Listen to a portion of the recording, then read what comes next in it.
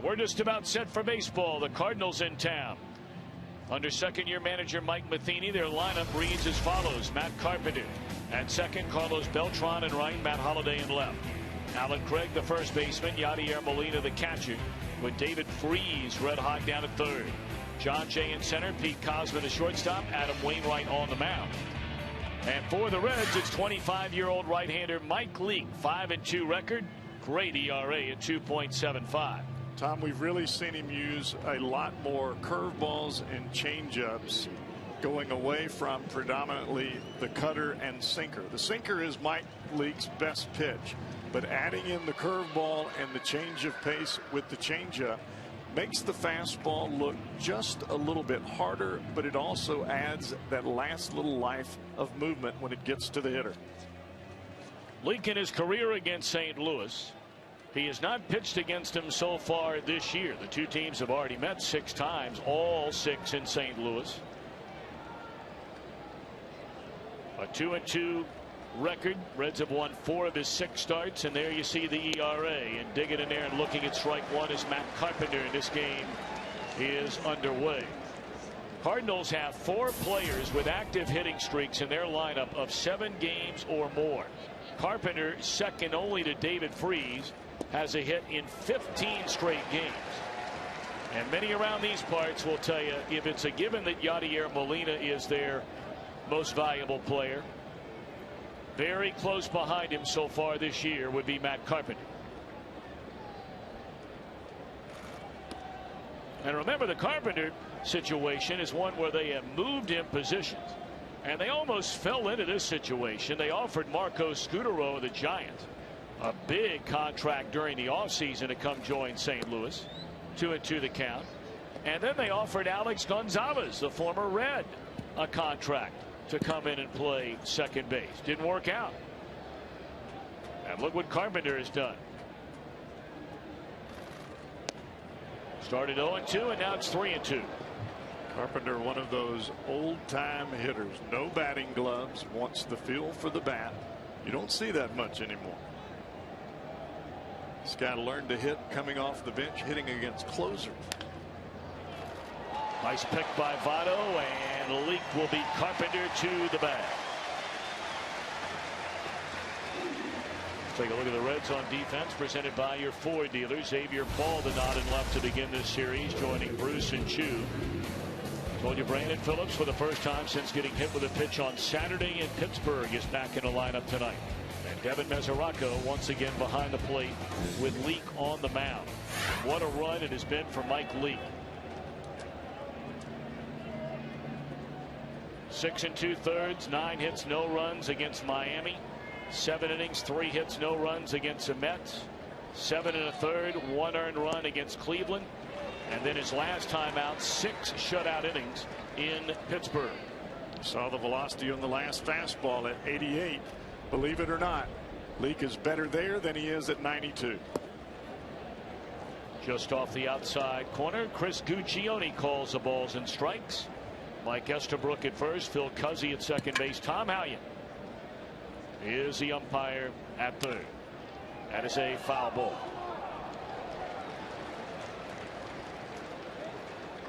That was the curveball there from Leake. And it seems as though, Tom, when you look back at some of the starts that Leake had early in the season when he was getting hit, he was trying to throw the ball too hard. And for a pitcher that is a sinker ball pitcher and relies on movement, you try to throw the ball too hard, the ball straightens out. Hitters can hit that, and they see it then.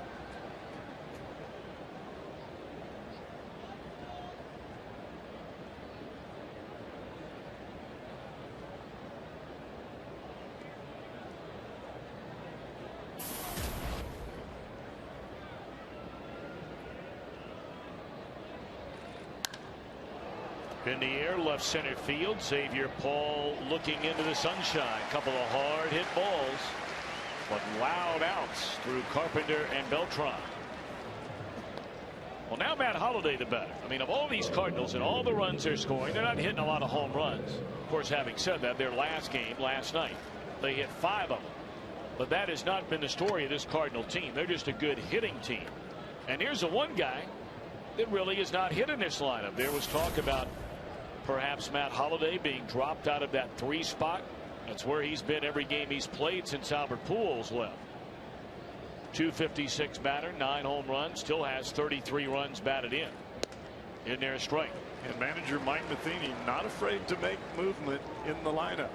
John Jay was the leadoff hitter for this club. He's now hitting down in the lineup. Matt Carpenter, with no speed at all to speak of, hitting in the number 1 spot because of his ability to make contact.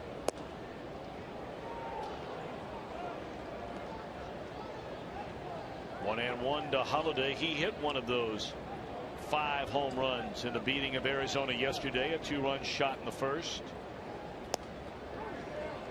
Started 2 and they appeal. He did not go around. 2-1 to Matt Holliday.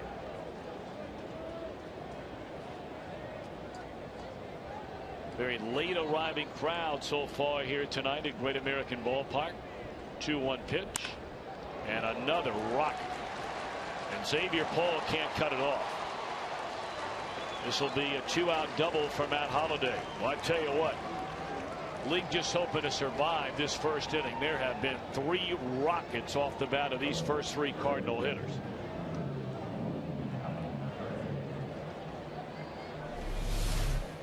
Trying to get this ball down and away, and you see with Fox Tracks the ball is down, but it runs back over the heart of the plate. And Holliday, a very good low ball hitter.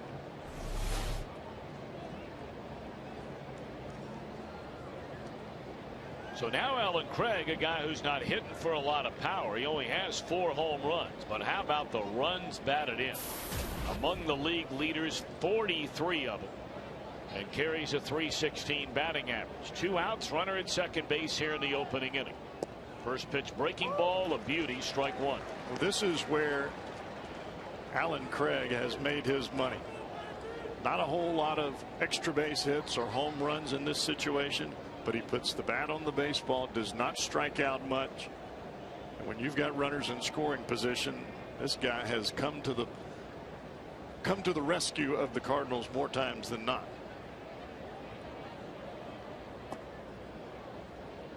You know, it's interesting. You look at Craig. Only the 4 home runs, that's the first thing that jumps out at you, but he does have 16 doubles. And he does have 2 triples. This guy has more extra base hits than Joey Votto has so far this year. And you see one of the red hot Cardinals in this lineup. We talked about 4 players with active hitting streaks coming into this series, 7 or more games. 1-1 on Alan Craig. Fastball at 90.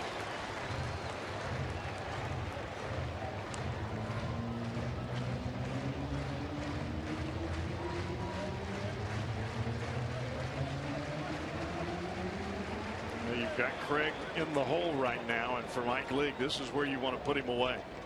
Don't let him back in the count.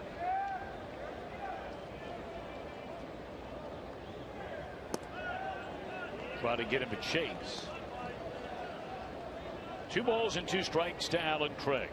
Craig is not going to walk with a runner in scoring position, Tom. He's going to swing the bat. He's got 4 walks with runners in scoring position. He's hacking. He's going to find a pitch somewhere, somehow, that he can see if he can drive that run home. Holliday, the runner at second, 2 are out. Well, he got away with a bit of a hanger there. Swung on and fouled back out of play.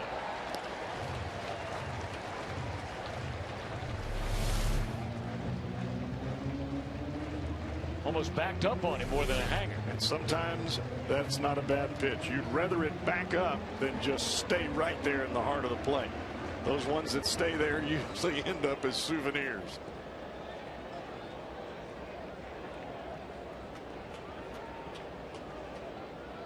Two and 2 the count on Craig.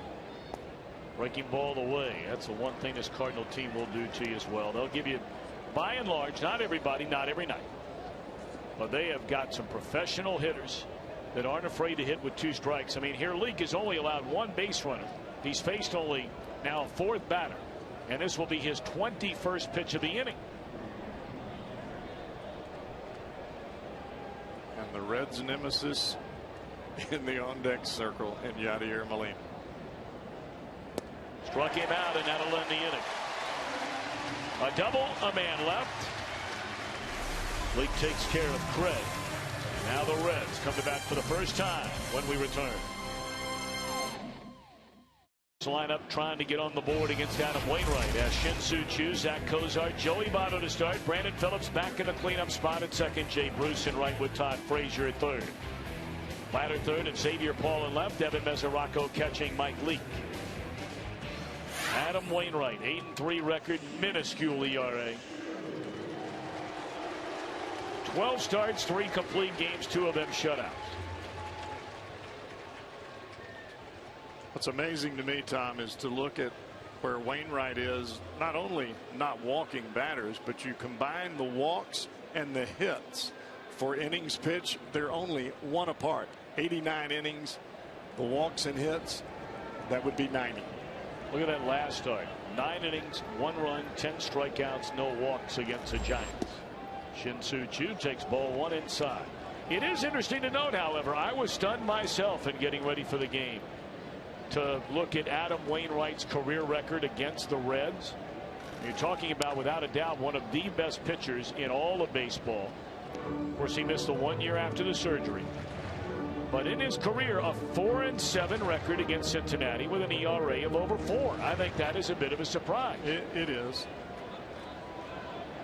But Wainwright is going to throw strikes, and if you're aggressive with those strikes, especially now after the surgery you were talking about, because he doesn't have that 93 to 95 mile an hour fastball that he had before, and that real hard biting slider.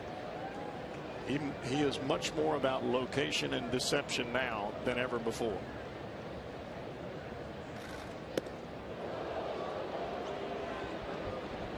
Two and two on Shin-Soo Choo. Batting average has spiraled down to 276.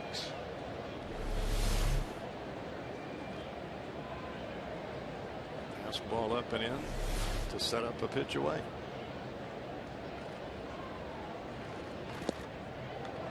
Missed. 3-2 on Choo. Told you Wainwright in 89 innings has walked 6 batters, 1 of them intentional. So for all intents and purposes, 5 walks in 89 innings. As we talked about Phillips wanting to be in the limelight, so does this cat. Struck him out on a 3-2 breaking ball.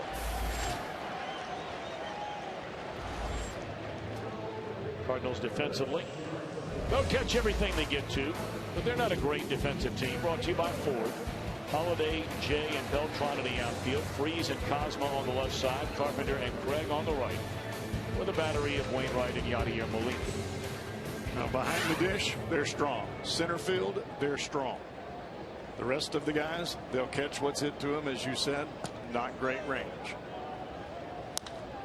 Cozart, first pitch swinging, pops it up into short right. Beltran will get to that. And Cozart done on 1 pitch. 2 away for Joey Votto. It's amazing that a pitcher like Wainwright that has not been overpowering, he's not walking anybody, but yet he's only given up 2 home runs in 89 innings. It's pretty good pitching. That tells you about that veteran brain and how it works. Well, they just gave him a contract days prior to the start of the regular season. The largest contract ever given to a Cardinal pitcher. Tacking on 5 years to his current contract. This guy's done it all. He was one of their World Series heroes the first go round in the World Series as their closer, you may remember. Then they got him in a starting rotation. And he was just thrust into that closer role. They didn't have anybody that could fill the role at the time. But this guy had the moxie and the presence on the mound. They took a chance. Boy, did he come through. And I say the first go round because that was the World Series they won when Walt Jocketty was still the general manager of the Reds.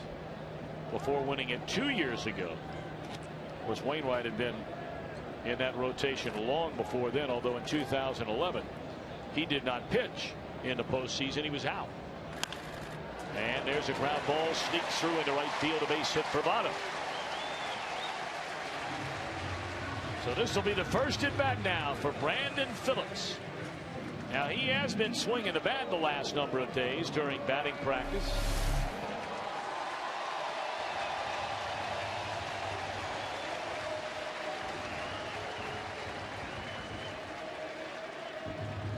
But the one thing that kept him out of the lineup primarily was his inability to play defense. Right.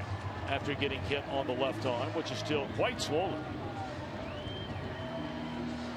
When he was asked, "Are you playing Friday night?" No. No brainer. No brainer. This guy's one of the toughest cats the Reds have in that locker room.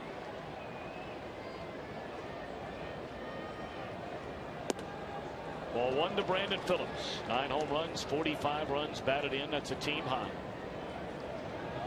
He was the league leader before he missed these last 4 games. And the guy who claims that spot now did some major league damage against these Cardinals over the last 4 days. Paul Goldschmidt, how about the year he's having? 54 runs batted in for the Arizona first baseman. 2-0.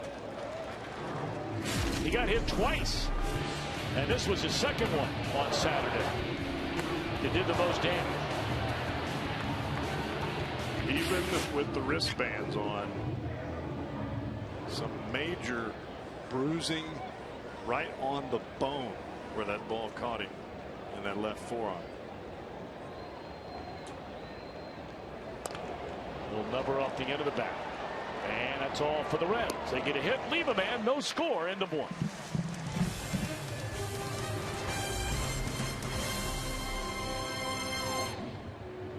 What a man.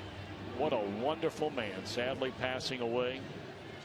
You can see new video of the newest Red, Phillip Ervin, and go to Game Connect to chat live with Hall of Famer Hal McCoy. It's brought to you by 1-800-SAFE-AUTO. Drive safe, spend less. Our thoughts and prayers to the many, many friends and, of course, the family of Charlie Coles. Well, what a classy, regal-like man. Always a smile and just a delightful human being and one whale of a basketball coach.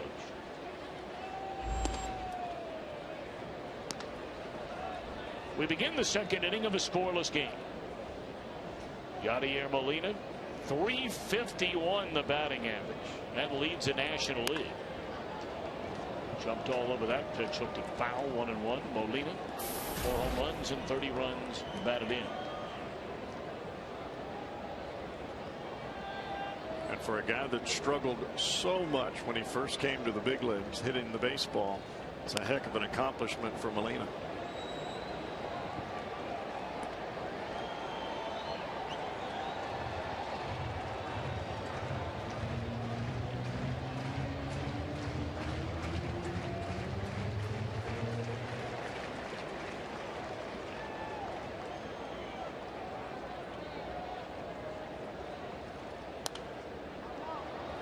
One and two on Molina.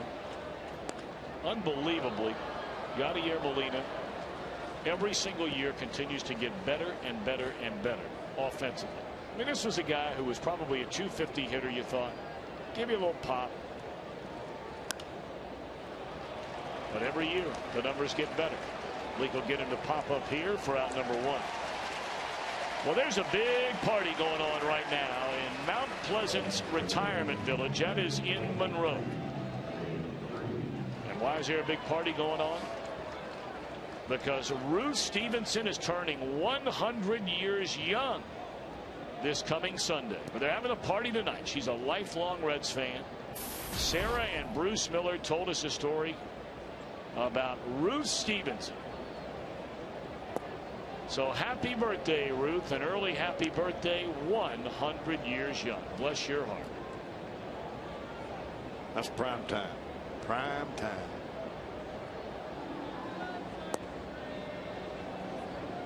Well, here's a Cardinal who has struggled the most the entire year until about 2.5 weeks ago. And now all of a sudden, look at those numbers. A 16-game hitting streak, which he's hit better than .380 during it. 2-1 on David Freese. Of course, he was a big postseason hero, the World Series most valuable player 2 years ago. All the memorable hits in that shocking come from behind Game 6 win, and into Game 7 over the Rangers. 3-1 to Freese. Freese missed spring training, having a tough time at the beginning of the season, trying to rush himself getting back, and just never got on track. Well, he's on it now. That one's off the end of the bat. Phillips will have time. 2 out.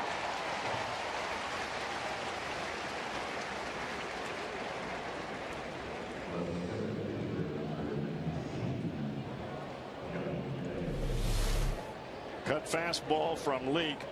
Starts in the middle and cuts away after throwing a fastball on the previous pitch that started off the outside corner and ran back for a called strike.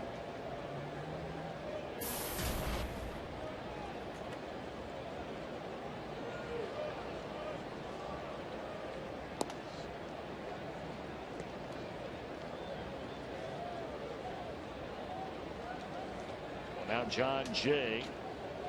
As Cowboy mentioned, he was batting at the top of this Cardinal order.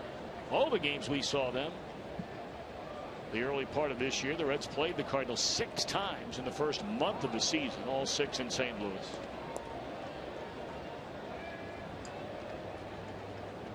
Career .307 batter against Reds pitching, and for whatever reason he seems to bring his best to these big games when the Reds and the Cardinals get together. Not a home run hitter by any stretch of the imagination, but has 6 of them against the Reds.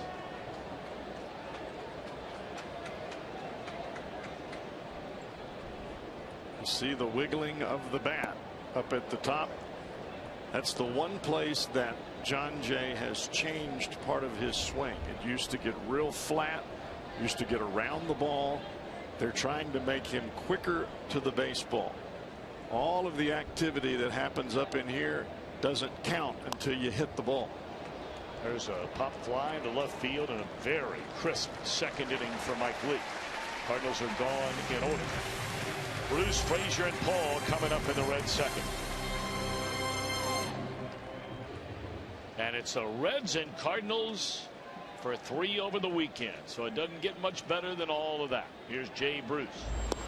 And he takes a fastball from Adam Wainwright on the outside corner at strike 1. And all these Cardinals we talked about, they came in so hot with all the hitting streaks and all the runs they've been scoring here of late. Of course, the Reds, some of their big hitters right now, have really slowed down quite a bit. You know, Shin-Soo Choo has really cooled off. Votto, his batting average has dropped nearly 25 points over the last couple of weeks. Bruce back down in the 260s. He was up in the 280s. So the Reds need some guys to start kicking it back into gear. Now the starting pitching can carry you so far, but you have to have some hitting to go with it. And there are some days where you just have to ask your offense to pick you up. 2-2 to Jay, 9 home runs, 38 runs batted in. Now Frazier is a guy who's picked it up of late. He waits in the on deck circle. Todd's been driving the ball the other way. He's been getting on base at a much better rate than earlier, but he still has not hit a ball out of the ballpark since back in April.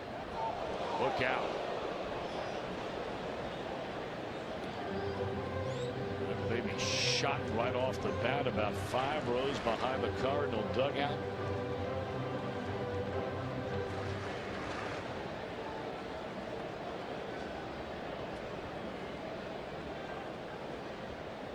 And looks like everybody's okay. Young lady, I think, got hit with that ball, but she's already gotten up, and she is just walking up to get everything checked out. Thank God for that. It's scary stuff. It's a bullet. So now Bruce has worked a full count against Wainwright. Reds had 1 hit in the first inning, a 2-out single by Votto.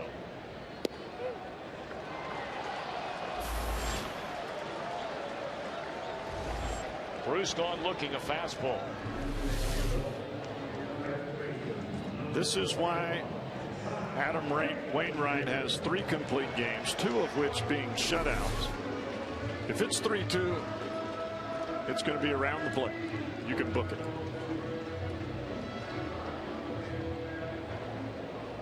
Frazier at 258, 6 home runs and 34 runs batted in.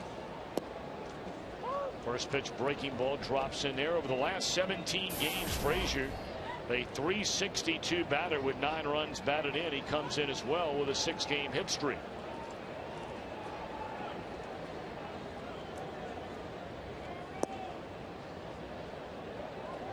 One and one to Frazier. Cardinals a 3-game lead over the Reds in the National League Central going into play tonight. They picked up that half game while the Reds were off yesterday by beating Arizona. Frazier does not like the call, and you can't blame him. That ball looked low and away. Well, that almost looked like a makeup pitch. The pitch before I thought was a strike. And now Frazier rung up on a check swing. And it's called by home plate umpire Chris Guccione.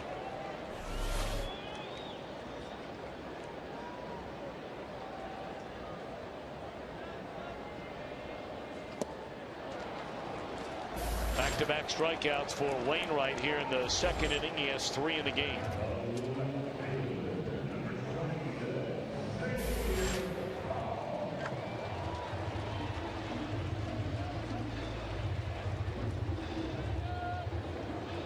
And we've yet to see the slow breaking curveball from Wainwright. He'll save that for the 2nd time through the lineup. Seen a few changeups, a few fastballs that he's cut. For the most part, just moving the ball in and out. Xavier Paul quickly down strike 1. Paul at 276, 4 home runs, 21 runs batted in.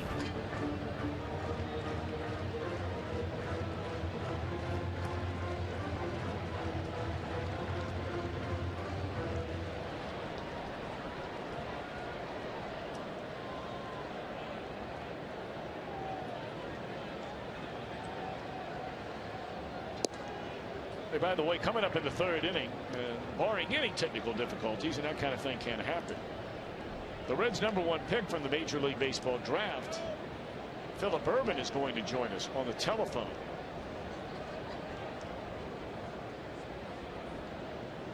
So we'll look forward to catching up with him, and I imagine he is one very excited young man. In fact, he's already quoted as saying he can't wait to get his Major League career going. That's what you like to hear. That's right. He is a powerfully built young man. From not in my neck of the woods. I grew up right down the road from where he went to school. 2-1 pitch, and it's ball 3. Well, we mentioned, I mean, Wainwright, 5 walks. So even on 3-1, you're probably going to get a pitch to hit. And Paul will be ready for it. 3-1 delivery. He was ready for it. That's a 3-1 hack. Got a fastball that started a little bit inside and ran back towards the plate.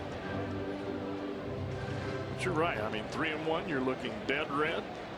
And if it even starts there, you let it fly.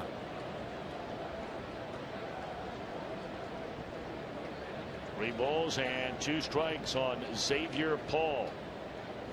There's a breaking ball, and that's strike 3, and Wainwright fans the side in the 2nd inning. We move to the 3rd. No score.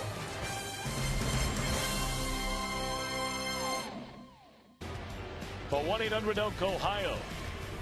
Phillip Ervin, Reds' top draft pick yesterday, center fielder from Samford University. Looking at some of the video, we talked about how powerfully built this young man is. And you can see he can swing that bat, being run. And Reds were very, very excited that he was around when they were drafting near the very end of the 1st round. And he's kind enough to join us.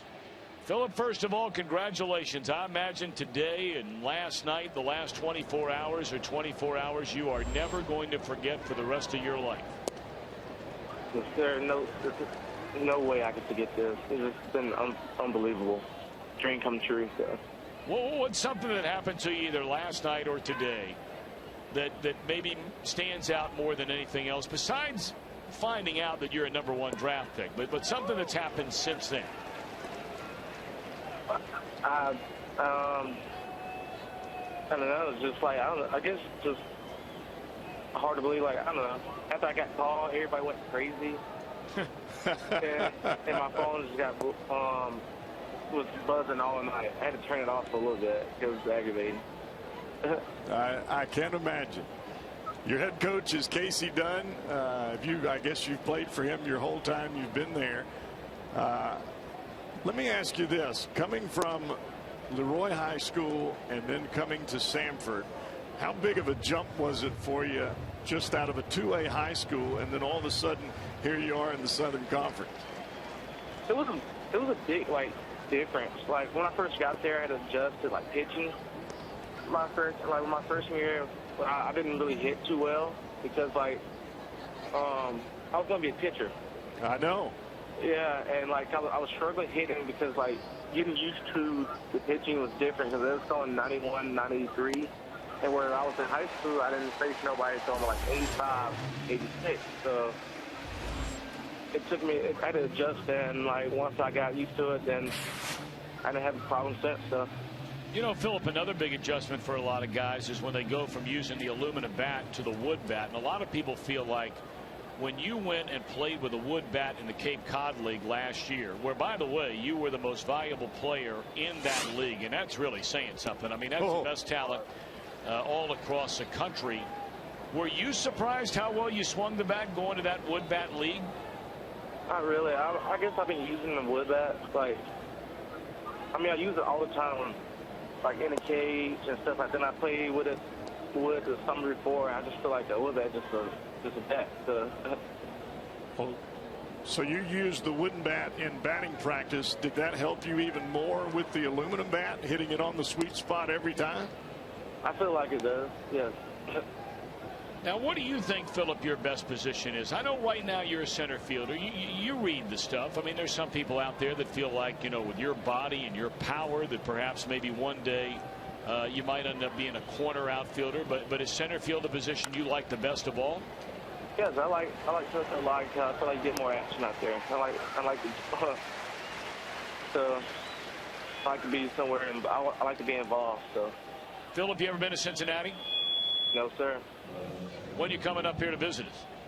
On Sunday, I fly up. Okay, well, we can't wait to have you up here. We're just so excited for you and your family. I know they're very proud of you, and we're excited to see you playing right here one day in Great American Ballpark. No doubt about it. Thanks. Well, all the best. Thanks for taking time to join us tonight, Philip. No problem. Congratulations, man. Thank you. Philip Urban, Reds #1 draft pick. So he'll be flying up here to the big city for the first time. That was very nice of Mr. Urban to join us. It's amazing. He comes out of a 2A high school, and 2A in Alabama is small now. I mean, you're not having a whole lot of folks in your graduating class, trust me. But he was going as a pitcher, and because of his speed and that quickness with the bat that he developed as he was talking about over a period of time, heck, he ends up as a center fielder, and a great one at that. Hey, I love it. I love it. Both having all my family from the South, from Virginia. It's more the Mid-Atlantic than the Deep South. But, well, you hear that young man, yes, sir, no, yes, sir. No, sir. That's good stuff. Tremendous reflection on mom and dad. Indeed it is. 3-1 to count on Matt Carpenter. First two retired here by Mike Leake in the third inning. Scoreless game. Carpenter's first time up. Worked the count to 3-2 and then hit a rocket that Votto played across his body. And it's 3-2 again to Carpenter. It is amazing the confidence this young man has just standing at the plate. Well, when you're hot right now, and he's hot right now, so you're going to look like that. But I mean, 3-1, he's not coming out of his shoes. He's not getting impatient during the at-bat. And Leake's going to get him out. Looks like for the second time tonight. Who's going to make it? Kozak and Leake with back-to-back perfect innings. Well, the Reds will come to bat. Mesoraco, Leake, then Chu in a scoreless game. We remind you as well, tonight's Ohio Lottery Mega Millions jackpot up to $14 million.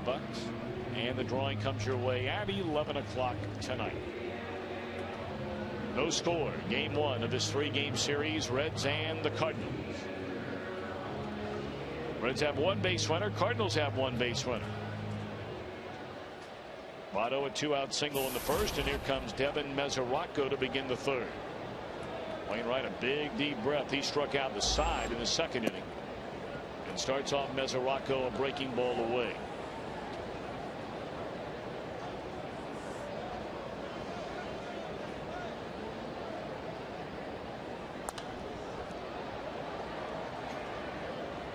Very simple mechanics for Adam Wainwright. Takes the glove over the head, picks the front knee up.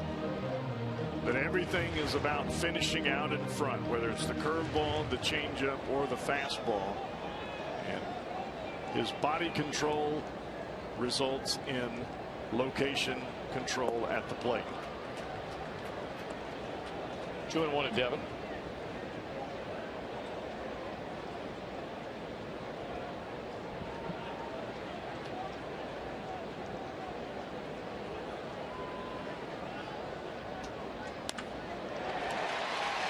One pitch laced into left field. That'll be a leadoff single from Mesoraco.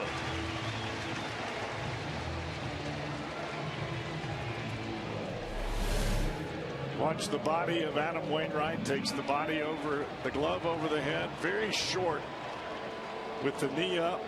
Not a whole lot of movement after the pitch. Everything is going right towards home. That pitch there appeared to be a cut fastball that he just left over the plate. Threw it on the pitch before and it broke way outside. Tried to make an adjustment to get it to the corner and it just was nothing but a spinner in the middle of the plate.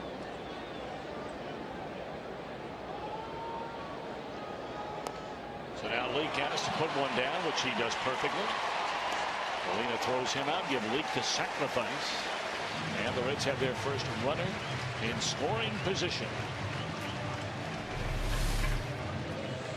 Performance Exmo brought to you by Honda. Perfect bunt by Mike Lee. See him get the bat out in front. We talked so many times about just catching the baseball with the bat, and that's exactly what Leake does there. He handles the bat about as well as any pitcher I've ever seen, whether it's swinging, bunting, or whatever it may be. So now Shin-Soo Choo, he struck out on a 3-2 pitch his first time up. Strike one to Choo.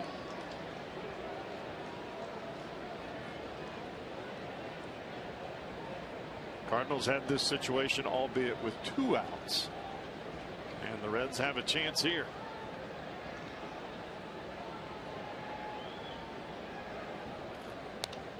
Chu's numbers really, whether it be what he's hitting overall on a year or what he's hitting in scoring position, they are identical. A .276 batter coming into play tonight overall, and a .276 batter on the season with runners in scoring position.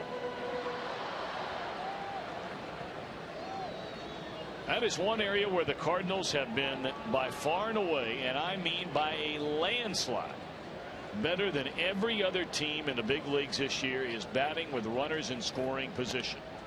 There's a roller foul. Now, does anybody believe the Cardinals can continue to hit as a team .339 with runners in scoring position? I mean, you're talking about the next closest team being in the 280s in Major League Baseball. They are batting .339. Last year they hit in the 260s with runners in scoring position. Well, not only have they done that, Tom, but they've been able to pitch lights out with a staff that has had nothing but turnover and young players, young pitchers coming to the big leagues. They've used 21 different pitchers. 8 of those throwing a pitch in a major league game for the first time this year. They have 2 starters on the DL. Westbrook, Garcia's finished for the year. Their closer is gone. Their setup man is gone. Setup man's in the minor leagues, both of them. The right-handed setup man and the left-handed setup man are both pitching in AAA.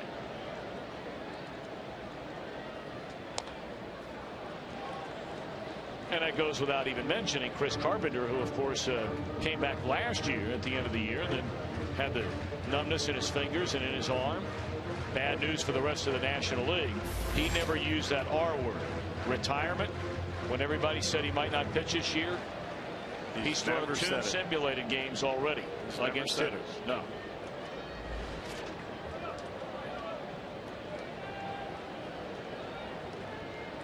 Chu trying to get the Reds on the board right here with Mesoraco at second. Well, they're just pounding him in, pitch after pitch after pitch. Well, we've seen that with Joey Votto. You don't see it as much with Jay Bruce. They may play the defense to pull with Bruce, but they pitch him away.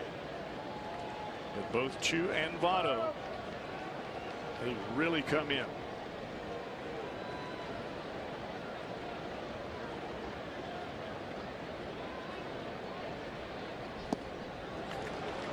Two and two.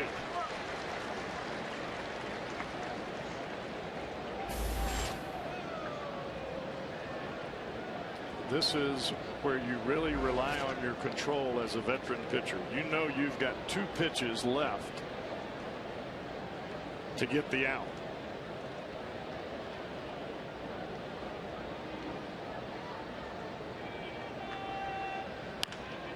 Came in again. That was the 8th pitch of this at bat.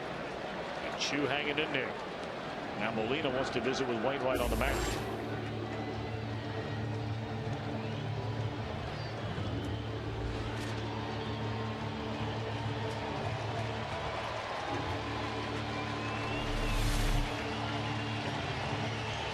Nothing in the middle of the plate. 0. Everything in or away, according to Fox Tracks. Right on the outside corner, right on the inside corner. Chu still looking for a mistake from Wainwright.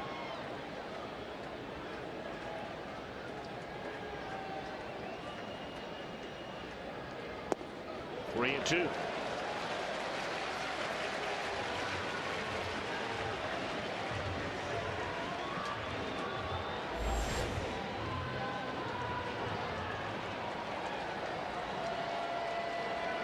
The longest at bat by any player against Adam Wainwright so far this year. 10th pitch coming in this at bat to Chu, and he wants timeout.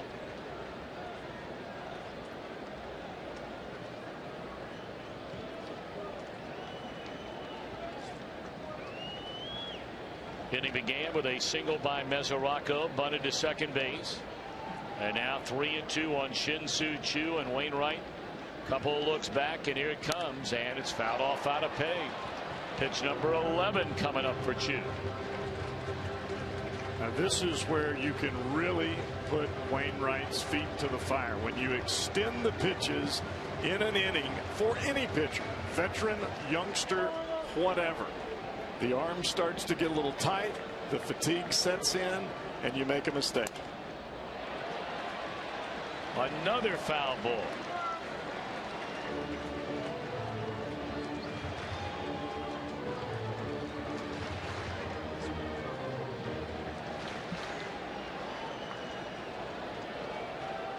Well, pitch of the at bat now by Chu. And he draws a walk. Well, he can't, outside of clubbing a home run or obviously driving in the run with a base hit. That's a mighty fine at bat. Continued to battle. Wainwright tried to get him to chase an off-speed pitch. Looked like a 2-seamer that he ran off the plate away. Took a little bit off of it, and Chu was having none of it. But here's Wainwright. He knows he just had a very difficult at bat. He's going to be looking for something down and away from Cozart for the double play. It was down and away, and Cozart came up empty.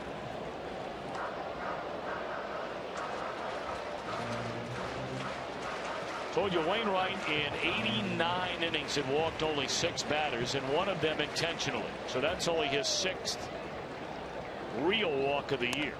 And there's the ground ball, and there's one, and there's 2. We play 3. No score. Mix it in my mouth.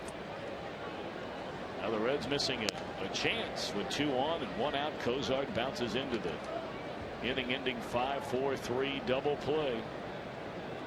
Well, the way these 2 teams pitch, and it's no guarantee, but they've been the 2 best pitching teams pretty much the entire year in the National League. And what we may see in this series when all is said and done, it may come down to maybe 10, 12 at bats total over the 3 games, if that many. Yeah, if that. And which team gets a hit when you have a chance to score a run. Now in this ballpark, all of a sudden we could see explosions of home run balls flying out of here. We've seen it. We know about it. But generally speaking, with these pitching teams, when a runner's in scoring position, do you get an out? Phillips, perhaps a sign of that injury, because that's the ball that gave him the most problem. Was the backhand. Was the backhand.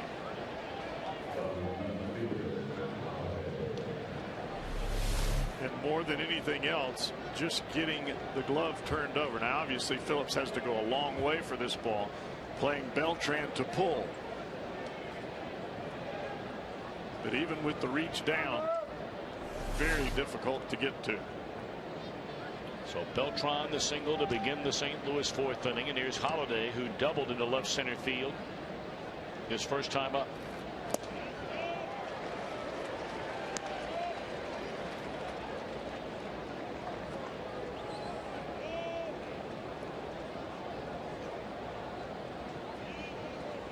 Must be terrible weather along the eastern seaboard. Every game played up and down the seaboard has been rained out tonight. Washington, New York, Boston. There's a tapper. Cozart will get to it and gets the out at second base. Good play by Zach. When that ball left the bat, Tom, I did not think Cozart was going to have a play. Go to our Mazda pitch sequence with Holliday at the plate. He swings at a breaking ball down and away.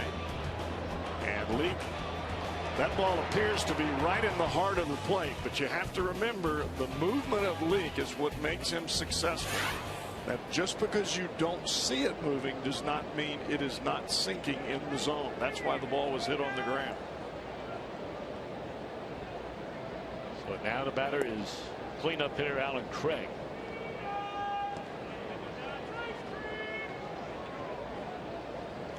Leake struck him out with Holliday at second base in the first inning.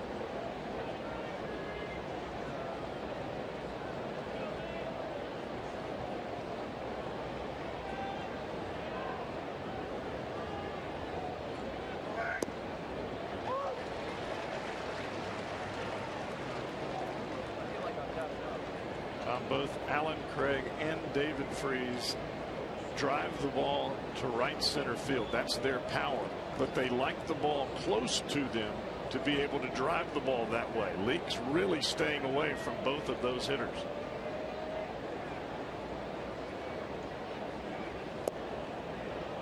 But very close right there. He doesn't get the call this week. 2 balls and a strike to Craig.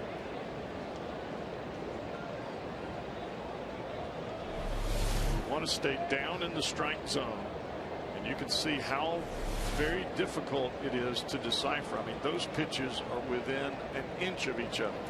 One a strike, one a ball. There's another one.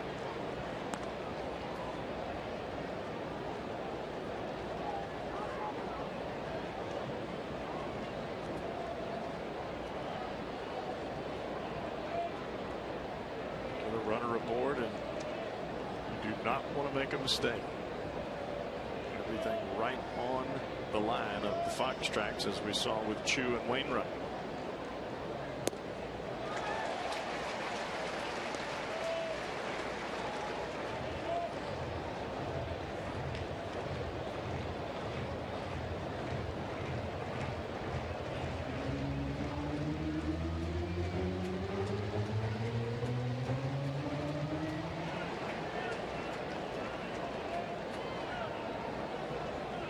Cardinals don't run a whole lot.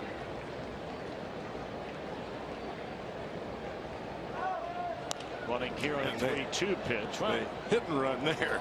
Well, the one thing they do, and you talked about it earlier, you know, you look at say on base percentage. Cardinals are #1 in the league. The Reds are #2 in the league. But how they go about it could not be a greater differential. The Cardinals swing the bat. They hit. They lead the league in hits. They are 7th in walks.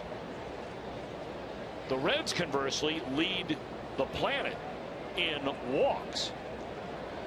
But they only have the 6th most hits in the league. And you can ask players from both sides of the field, well, I like that guy. And then you go over to the Cardinals and say, well, we like that guy. It's all about winning ball games, and everybody goes about it in a different way. 3-2 is Holiday running again. He is. And it came inside to Craig, and he dribbles and fouls. And more than anything else, the reason Matheny is putting Holiday in motion is because of the lack of speed of Craig at the plate. A routine ground ball at one of the Reds infielders here is a dead double play if Holiday's not on the move. Well, that's one thing the Cardinals will do, but again, you got to have guys on base to bounce into a double play. Yes, you do. So they lead the league in bouncing into double plays, but they lead the league in hits. 3-2 the count, and another foul ball out of play. Well, you don't do yourself a disservice from a managerial standpoint here by moving the runner. If Craig does find the gap here, you've got a chance to score Holiday all the way from first base, which normally would never happen. And at the same breath, you're trying to stay out of the double play. 9th pitch of this at bat coming up. 1 out, 1 on, no score, 3-2 count, and another foul ball. There'll be a 10th pitch.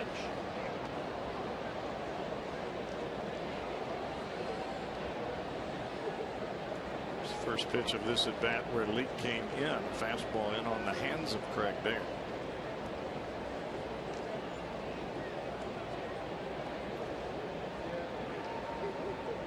Craig, another guy. I mean, he falls right in line with his Cardinal team. He is tough to walk because he is up there swinging a bat. 12 walks, only 12 in 225 he has at bats. And even more so with a runner aboard. I mean, this guy's about RBIs. That's where he made his name when he first got to the big leagues. Was driving in runs even when he was coming off the bench. He had a heck of a streak when he first came up to the big leagues, driving in runs. I mean, he was pinch hitter. Parlayed that into an everyday spot and a heck of a new contract. Leak somehow, some way, trying to figure out how to retire Craig, and another foul ball.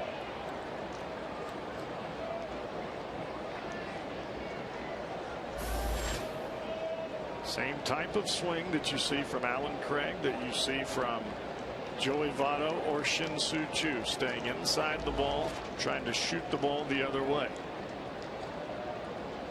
And if you're Mike Leake, you just have to read it and continue to make pitches, whether in or out. This will be the 12th pitch in the at bat. Leak against Craig. Holiday's getting worn out over there. And this one lined into right field. It will fall in a hit. And with Holiday running, he'll easily go first to third. Boy, how about that at bat? We talked about the Chew at bat, which ended in a walk. That's a 12 pitch at bat that ends in a knock.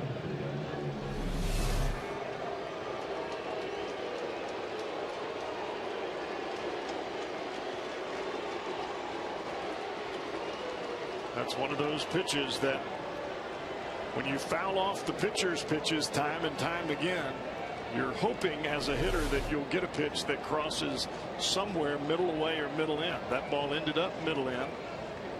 Didn't hit the ball great, but he hit it good enough to get aboard. Had he hit it a little harder, Bruce would have caught the ball. Well, Now it's Yadier Molina. He popped up to the shortstop his last time up. First big scoring threat of the game for St. Louis. And we're in the fourth. And it's in there, strike one to Molina.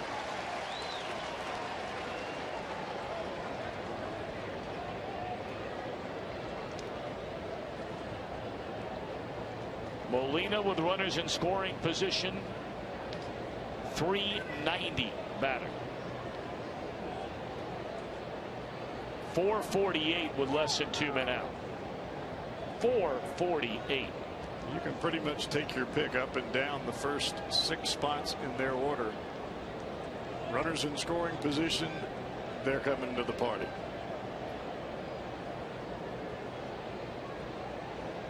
Oh, and one on Molina. Runners on the corners. And there goes the bat on a swing and a miss.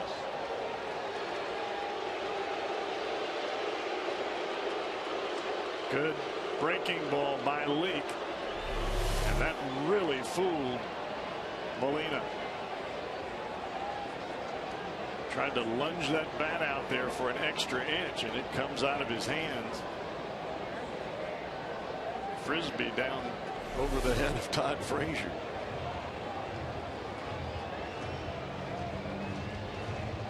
Times have we seen that, Tom, where the batter throws the bat out there and it just flips into left field Todd for a Frazier. base hit. Yeah.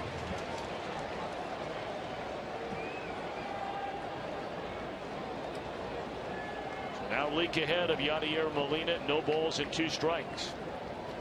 Holiday and Craig on the corners. He started to. They appeal. No, says Mike Estabrook. 1 ball, 2 strikes.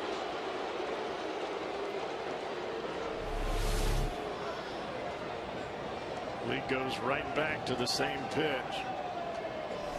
Molina got that bat back in a hurry, didn't he?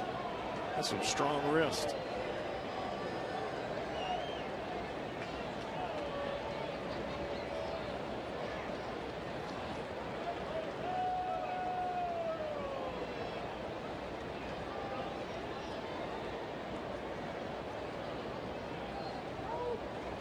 Got him swinging for the second out of the inning. He clearly had Molina fooled badly on that breaking stuff in that at bat. It appeared that Mesoraco wanted the fastball. Leake shook off not only there, but one more time to go to the curveball. And when you've got a very aggressive club that you're pitching against, you've got runners in scoring position, you know they're going to swing the bat.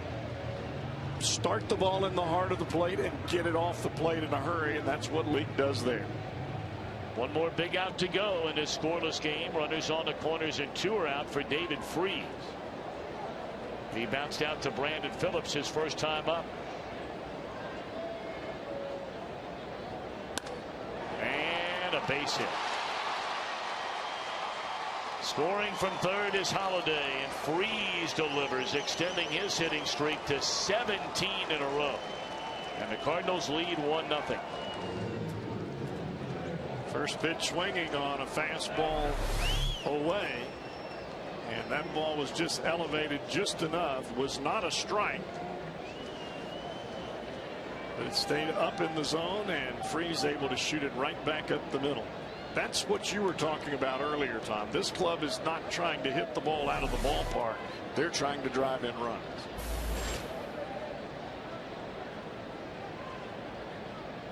So now John Jay. Leake with 1 more out to get, and it's ball 1 up and away, and Leake is knocking on the door of 80 pitches, and we're in the 4th inning. It's not like he's walking guys. He hasn't walked anybody. He's thrown 24 pitches so far in this inning. He's allowed 3 hits. And the 12 pitch at bat against Alan Craig.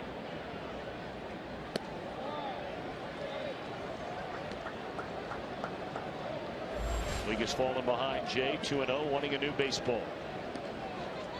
This goes back to where the Reds had Wainwright on the ropes in the bottom of the 3rd inning. Wainwright gets the double play. Gets out of it even though he had extended pitches in that inning.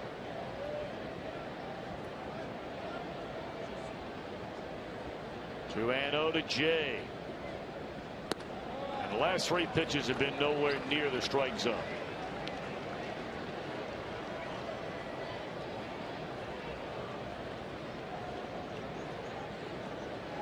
course, League's not a very big guy. I mean, it's not to say the big guys can't wear out either.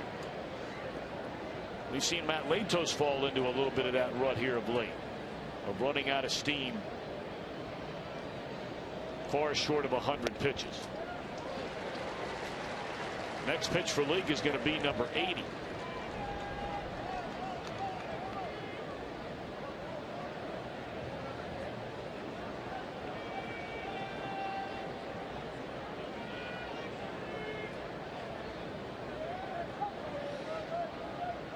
Three and one to Jay. Big pitch right here for League.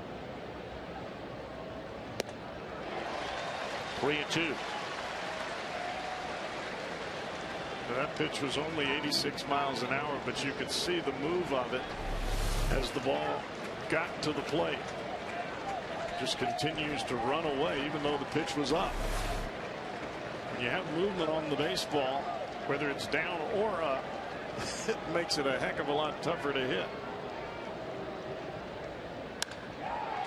And there's a base hit into right center field. That'll plate another run. Scoring is Craig. They'll hold Freeze at third, and the Cardinals deliver yet again with a runner in scoring position. This is what they have done virtually every night to everybody they play. They get guys on, and when it's time to knock them in, they've been knocking them in. And these are the most difficult RBIs to get. The 2-out RBIs with 2 strikes. Jay takes the breaking ball. It's the same pitch that David Freeze hit, the cut fastball from Leake. And when you start to get a little bit of fatigue, that's the pitch that it affects the most. Doesn't quite have that last bit of cut to it or downward movement that you need when it gets to the plate. Again, the numbers in there certainly worth repeating. Last year, the Cardinals, runners in scoring position, hit .265. This year, they're batting .339. With 2 outs and runners in scoring position last year, they hit .240. This year, with 2 outs, .325. Look at the spread between first and second in the league. That's staggering. That is a big time difference.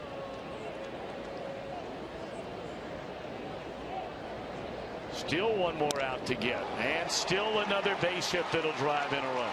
3-0 Cardinals. And all 3 of the base hits that we have seen here in this inning with runners aboard have been right back up the middle. No front shoulder pull out, no swinging for the fence. Bat on baseball, right back up the middle. Look at that. That is a textbook swing by a guy that's not even known for hitting with runners in scoring position. It is team wide.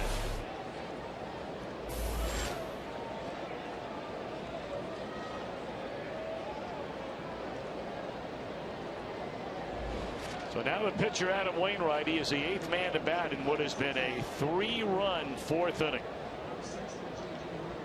And the Reds have action in their bullpen. J.J. Hoover beginning to crank it up.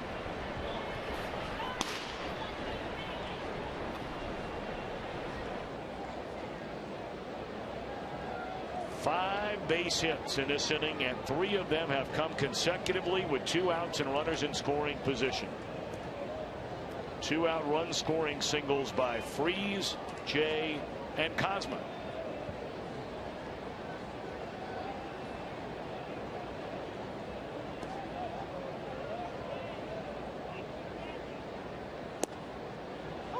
Oh, 0-2 on Wainwright.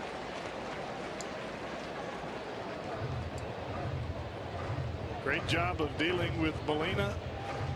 But after that, like you said, 3 consecutive hits, all right back up the box.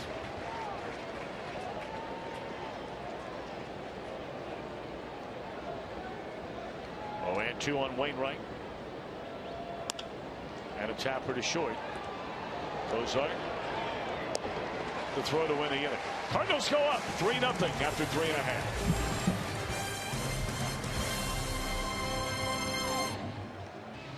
Very lucky. You've been on a roll. I have 3 choices. Who are the 4 number 1 overall June draft picks to have played for the Reds. Now, the thing you may remember from our question the other night, the Reds as a franchise have never had the #1 pick in the draft. Their own pick. So all 4 came from somewhere else. 2 of them are pretty easy. The other 2, we wish you good luck. I didn't think any of them were easy. Well, maybe one, I guess.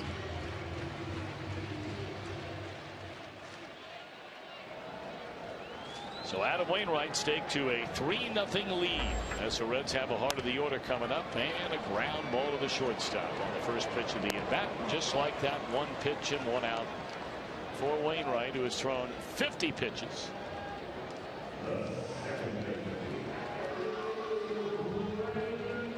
First pitch, changeup up in the strike zone, had Votto out in front.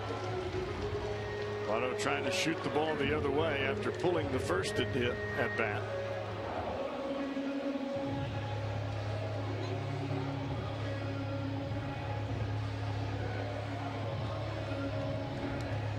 So now Brandon Phillips, he bounced out to the second baseman Matt Carpenter, his only time up.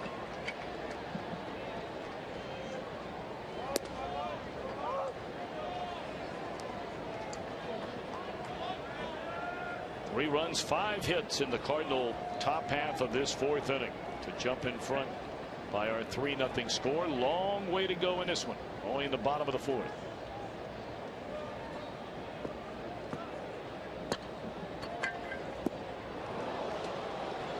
Oh, 2 to Brandon.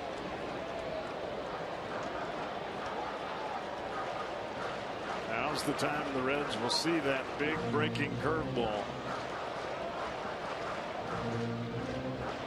Wainwright didn't use it at all the first go round.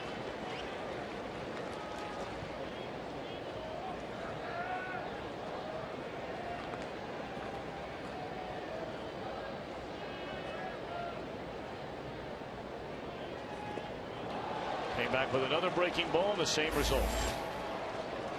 That's 5 strikeouts in the game so far for Wainwright, and there are 2 outs here in the Reds' 4th inning. Wainwright used the fastball and the cutter the first 9 batters through. Now facing the Reds for the second time. You can almost see the index finger up as that curveball was coming through, trying to create as much over the top spin as possible. Downward spin, downward break.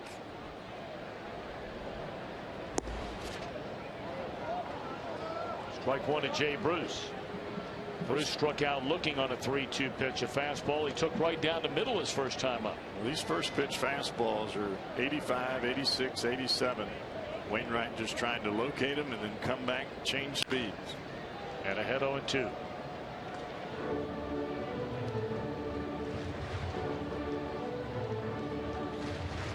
Well, he is picture perfect example of not how hard you throw, but what you throw and where you throw.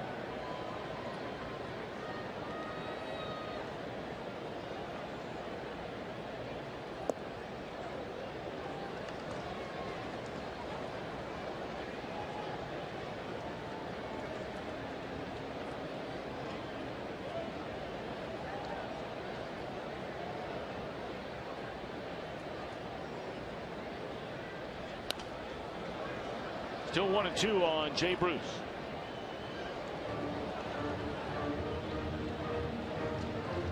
That pitch was 92 miles an hour after 85, 87 with the fastball.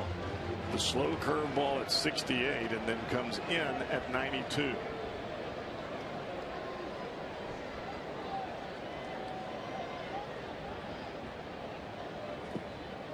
Trying to get him to chase that breaking ball again. He does not do it. 2-2 to Jay.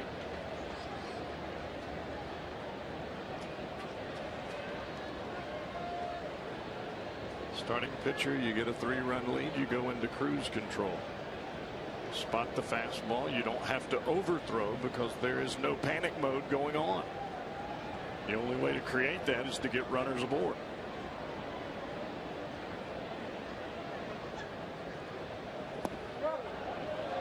Strike 3 call. The inning is over. Reds are gone in order. We go to the 5th. St. Louis in the opener of this 3-game series in front 3-0.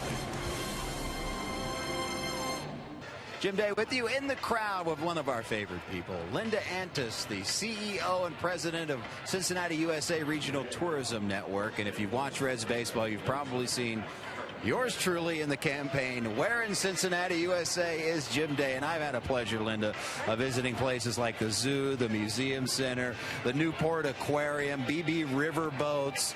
I've been all over the place. Reds Hall of Fame and Museum. And this is all part of the Grand Slam Getaway, is it not? Yeah, it is. We've got some wonderful attractions in our Grand Slam Getaway. That's our newest package. And you've already featured that on one of your vignettes that you've done already. In the Grand Slam package, you've got a 2-night stay at a hotel in Northern Kentucky or Greater Cincinnati. Of course, a Reds homestand game, the Hall of Fame and Museum, plus a concessions credit here at the ballpark. How's that? Great. $10 credit? It's a $10 credit. It's awesome. And you can save up to $38 per person, correct? That's right, depending on the size of the package, because you can also add on your favorite family attractions for a discount.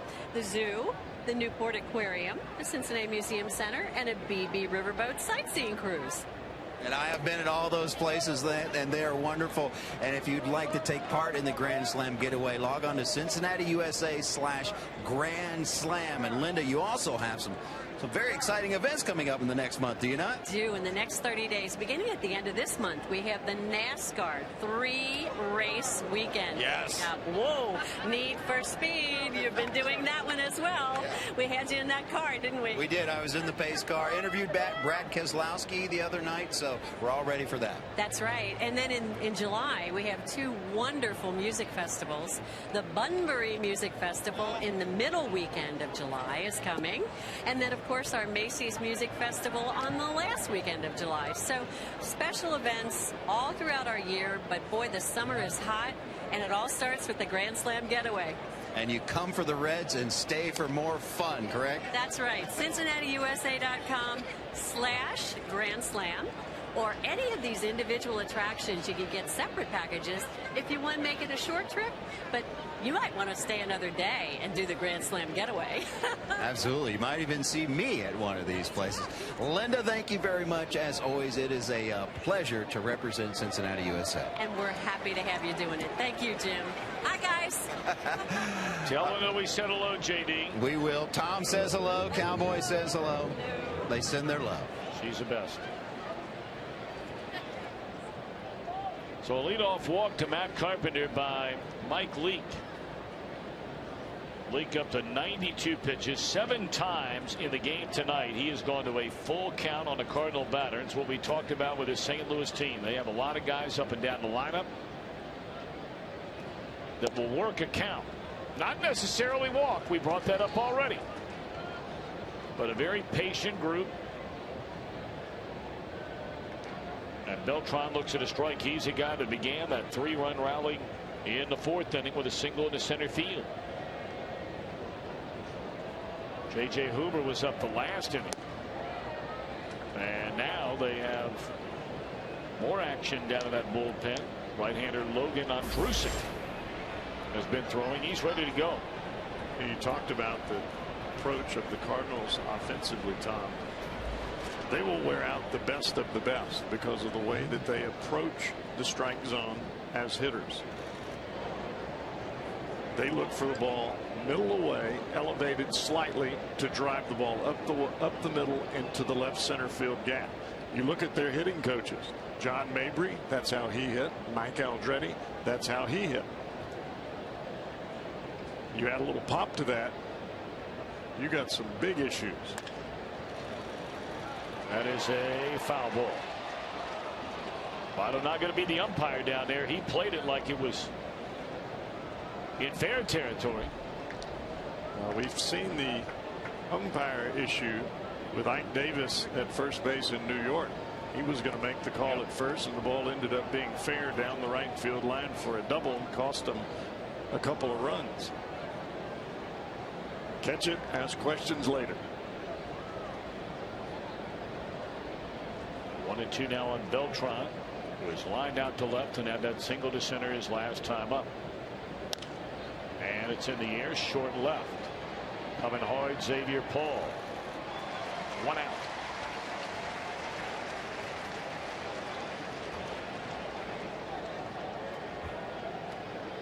Well, get ready for Reds action 30 minutes before every game. We call it Reds Live here on Fox Sports Ohio. Cowboys on Reds Live a lot. You're always breaking it down. Some of the pitchers on tap for a given game. Reds Live is presented by Ray St. Clair Roofing. You're being interviewed for that show all the time.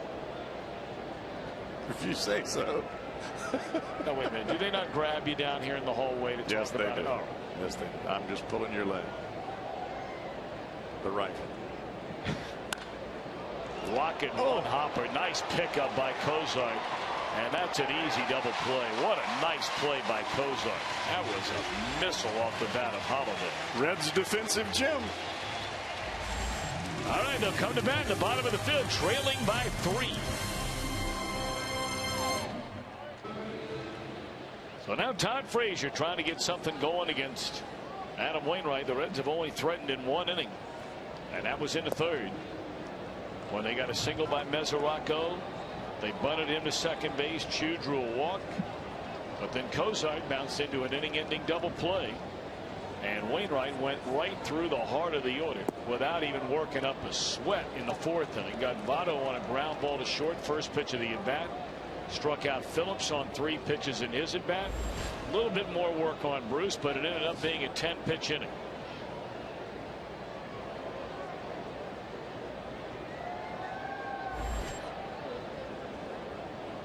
Two-0 to Frazier. 2-1.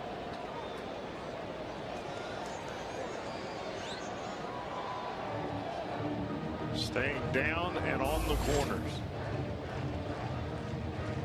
When Wainwright does have to throw a pitch in the middle of the plate, it is right at the bottom of the kneecap.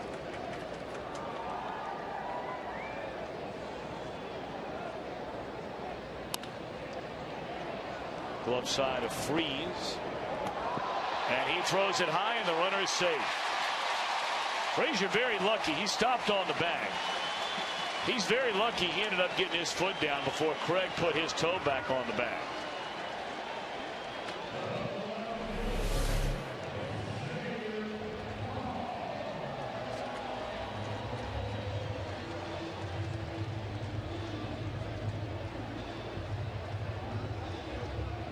Well, maybe you take advantage of that error, and that's clearly a throwing error all the way on David Freeze.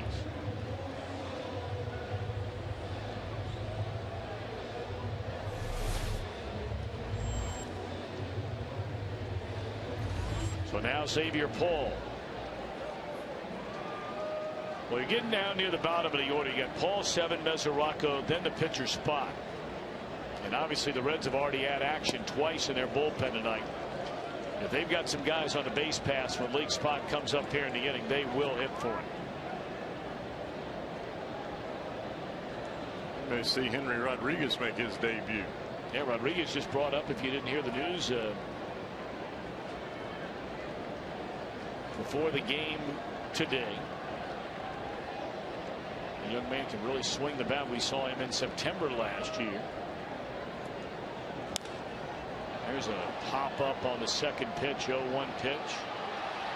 And Jay a long way to get it.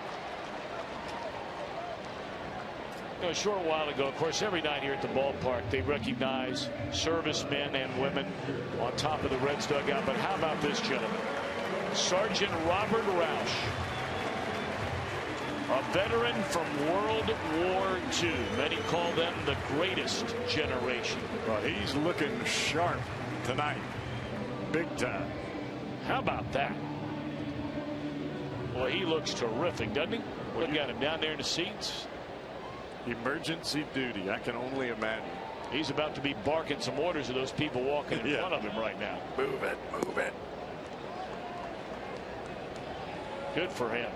Thank you for your service, young man. Sergeant Robert Roush, back to World War II.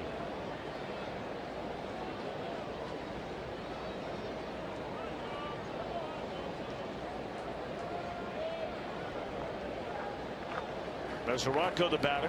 1 on, 1 out.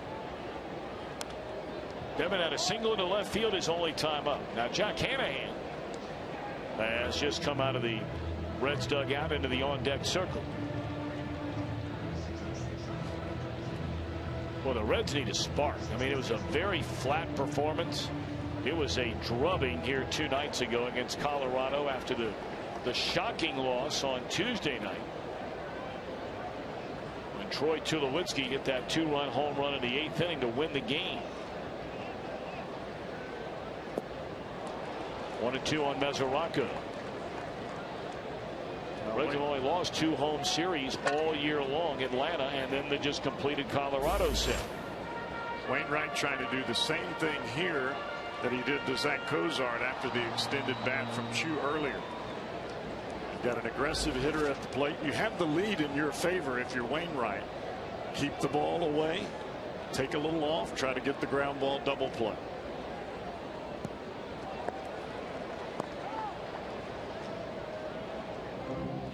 What Wainwright is doing now is trying to use the Reds' aggressiveness, knowing that they're behind, against them. Taking a little off that first pitch fastball, slow breaking balls away.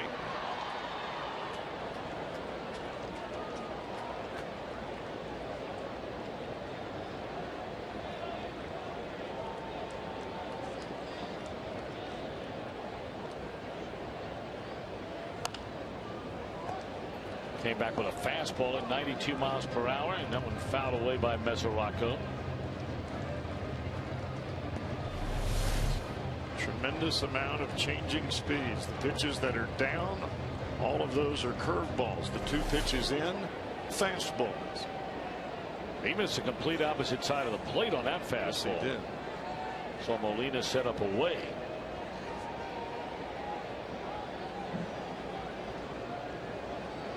Frazier at first, 1 out, 2-2 on Devin.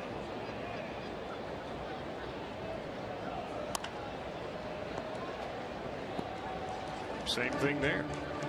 You can see where Molina is setting up down and away, and that ball starts out there, but it's running back to the plate, but the ball is down. And as a hitter, you see that out there, you start to go there, and then the ball starts to come back to you, and you roll right over the top of it.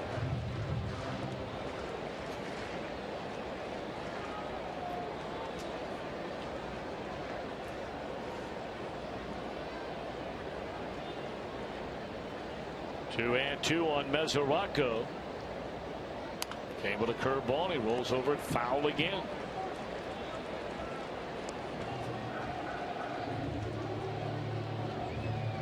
Well, as long as Mesoraco continues to pull the ball that is out over the plate, if Wainwright does come in, it won't be for a strike. It'll be in, either elevated up or in, running in off the plate.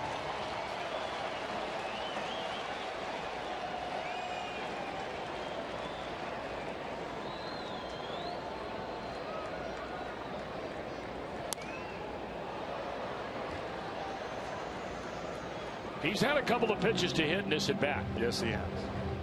The one that missed, the fastball that came in a couple of pitches ago, and then that one right there.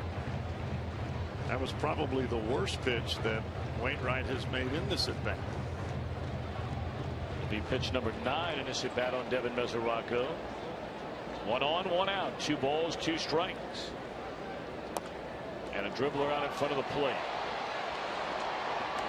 Molina throws out Mesoraco. Frazier into scoring position, and they're 2 away.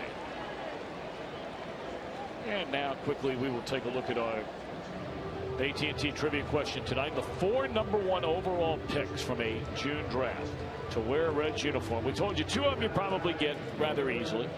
Heck, maybe many of you get all 4. The 2 we thought were layups were Ken Griffey Jr. and Josh Hamilton. How about those other 2? Well, I would have never gotten Belcher because I thought he was for the Dodgers, and Paul Wilson, it would have taken me a long time to get that. Jack Hanahan now to bat for Leake, who last 5 innings tonight. Gives up 6 hits, 3 runs. I think people forget that Hamilton was the number 1 pick in the country that year. Everybody focuses on the ups and downs that he's had in his personal life and forget about the talent that went with it.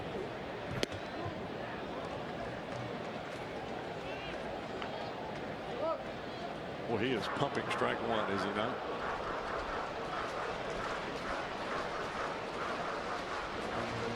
Well, Lincoln allowed 1 run over his last 3 starts, but he's facing an entirely different cat here tonight in his Cardinal team. That one is hooked foul.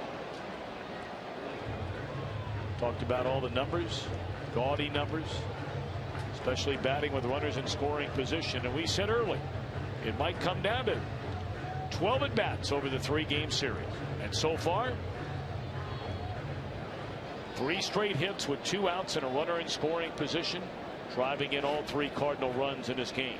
The only hard hit ball Leake gave up was the double to Holiday back in the first inning that went past Xavier Paul. Liner to first, and that's all for the Reds.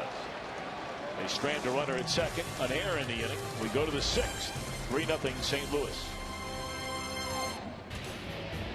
With 2 outs, runners on the corners, 3 straight singles into center field. David Freese, John Jay, and then the number 8 batter, the shortstop Pete Kozma. And meanwhile, Adam Wainwright, 8-3 coming in, has punched out 6, walked only 1. The Reds have 2 hits against him, both of them singles. Tom, you stand down by the batting cage during batting practice, and every team does this, of course. But you mimic hit and run, move a runner over, get a runner in from third base during batting practice. But the thing that the Cardinals do that you don't really see a lot of guys do, all right, 2 out, RBI. 2 outs, runner at second. 2 outs, runner at third. All of the swings are created, at least purposed, to drive the ball back up the middle, and that's what we saw here today.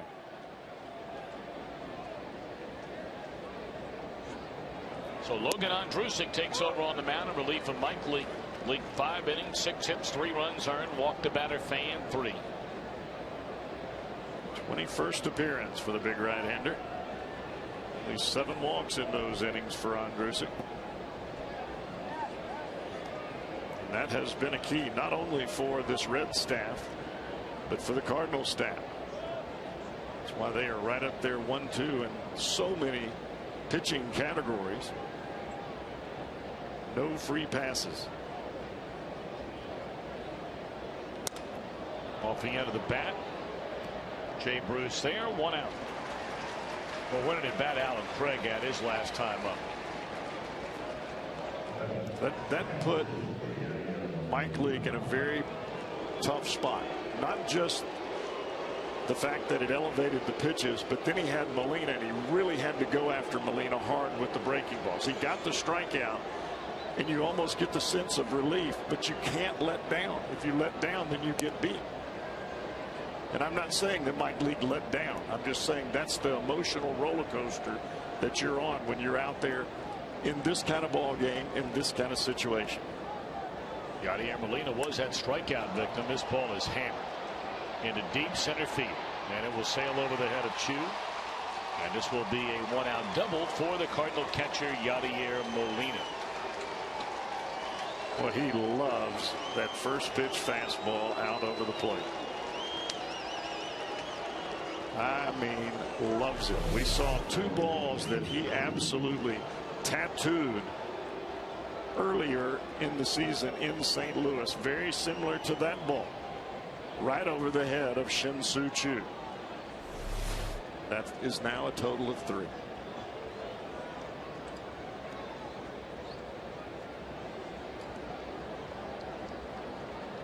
David Freese, the first of the 3 consecutive 2-out RBI singles in the Cardinal 4th inning against Leake. And a first pitch breaking ball is in there to Freese, a strike.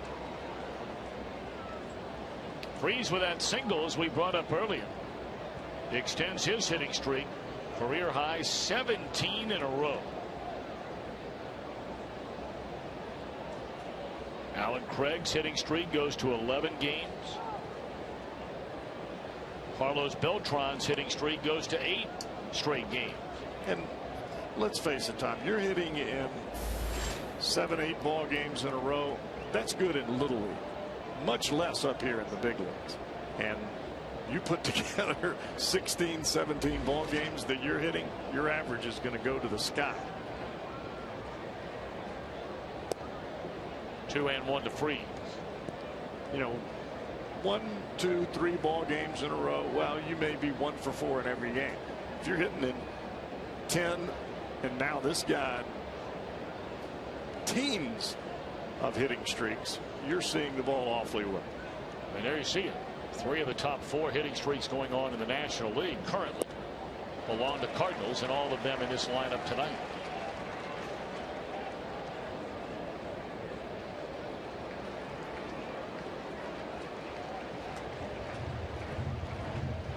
Of course, you know, these two teams, it's so interesting, some of the connections between the two, and it starts at the very top, of course, with the ownership groups of these two towns and two teams. Bob Castellini and his group had money inside the St. Louis Cardinals when Bill DeWitt put together buyers to go buy the team in St. Louis from Augie Bush and the Bush family. That's when I was playing there. Walt Jocketty, of course, was a general manager for the St. Louis Cardinals when that group bought the team. When the Reds came up for sale, Bob Castellini, of course, put together some of those investors and some others to come by the Reds, as there's ball 4 to Freeze. And of course, Bill DeWitt, the primary owner of the Cardinals, still calls his primary residence right here in Cincinnati.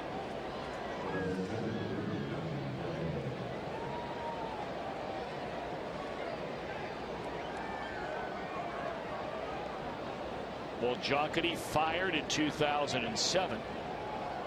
Hired as a general manager eventually here in Cincinnati after coming on board as a consultant.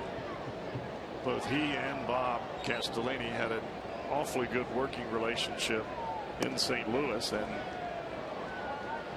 Walt, things didn't work out the way that they were supposed to in St. Louis immediately.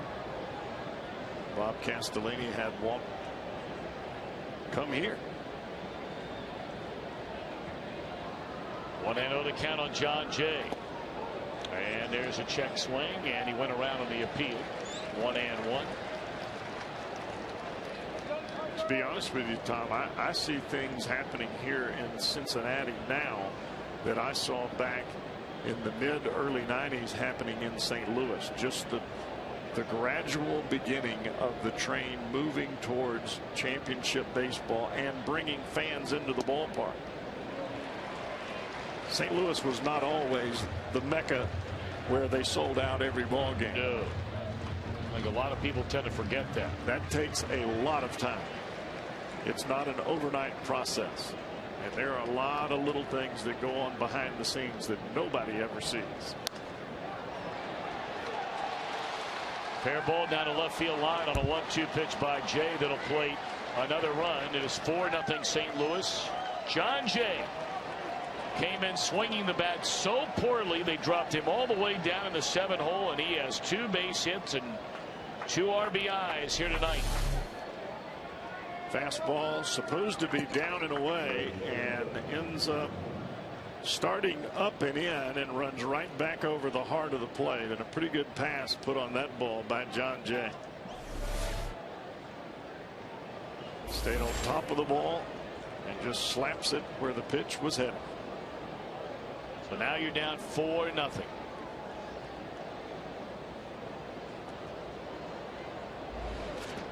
And Andrusik is in a pile of trouble. 2nd and 3rd, 1 out. Here's Cosma, infield in. Breaking ball is strike 1.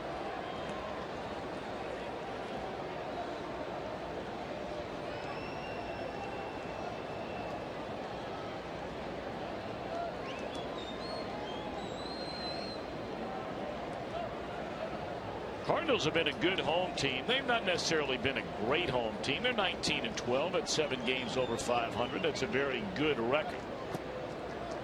But where they have done their damage is on the road. Bingo. They are 20-9 almost the identical record the Reds have here at home. They have not lost back-to-back road games since the 5th day of the season. And they have won or split 9 consecutive road series. No Cardinal team has done that since 1968. Fouled out of play.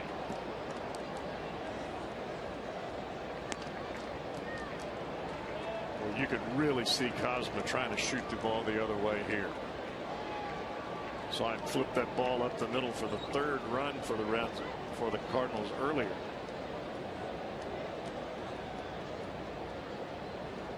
When we first saw this kid, he was a dead pull hitter. Everything front shoulder out. Now just trying to shoot it up the middle and the other way. 1-2 to count on Cosma. And there's a double that'll go to the wall, that'll drive it 2 more. This is a clinic on how to hit with runners on base the Cardinals are putting on here tonight. And it is 6-0. Hanging breaking ball by Logan Ondrusek.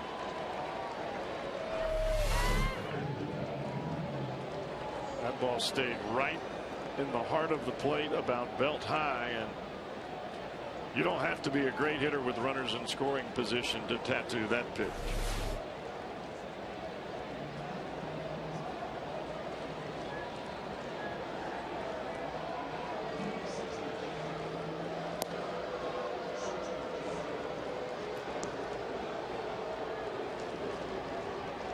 J.J. Hoover begins to throw down in the Reds pen.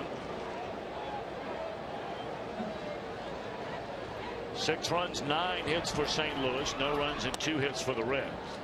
Tapper and Phillips. And they'll throw out Wainwright. 2 are out.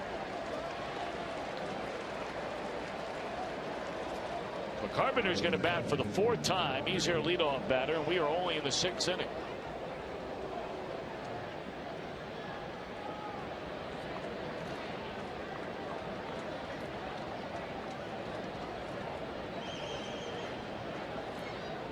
Anytime you have 4 hits from your number 7 and 8 guy combined, that's a bad night for the opponent. Well, 6, 7, and 8 have knocked in all their runs. Bingo. Freese an RBI single. Jay has knocked in a pair, and Cosma has knocked in 3.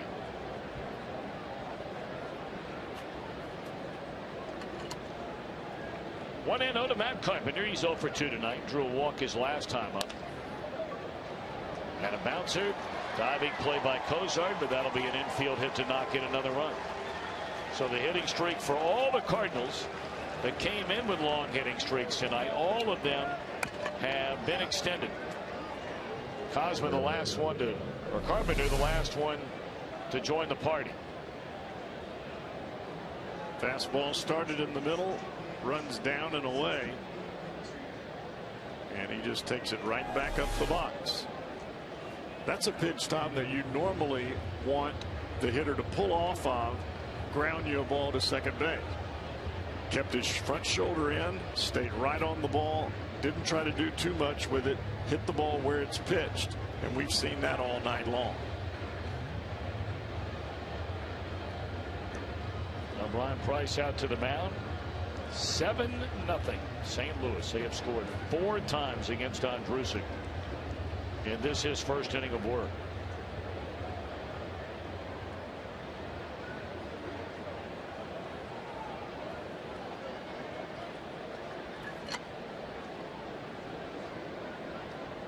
Now Beltran, he's the 8th man to bat in the inning.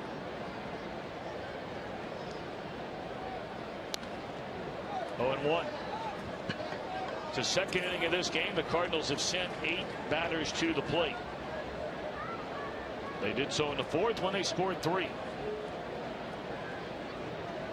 That's had a very difficult game on Wednesday against the Rockies pitching wise. And this one is heading that way in a hurry.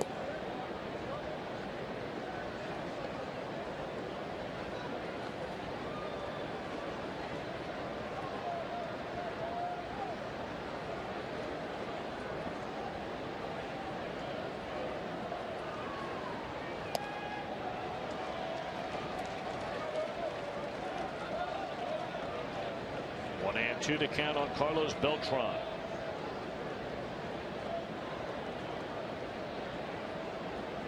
Beltran really resurrecting his career here over the last year plus. Swung on and missed, and Mesoraco will have to throw down the first to any inning. A 4-run sixth inning for St. Louis. Big Cardinal lead in game one of this series tonight.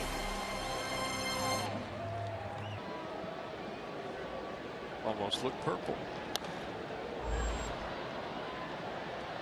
Well, the Reds a little bit purple right now. They're a little bruised up in the opening game of this series. Well, you know, Tom, it's not that bad of a thing when you get beat and it really irks your blood, because sometimes that's what it takes to bring out the best in you. And obviously the Reds had a very difficult day on Wednesday. Tonight is definitely not going their way. And sometimes things don't go your way and you rub your nose in it a little bit. It brings out the fighter in you.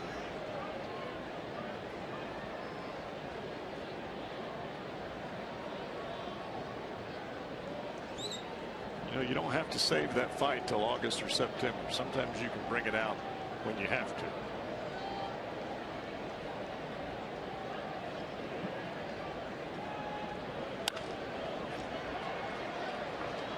Out number one here in the bottom of the sixth inning.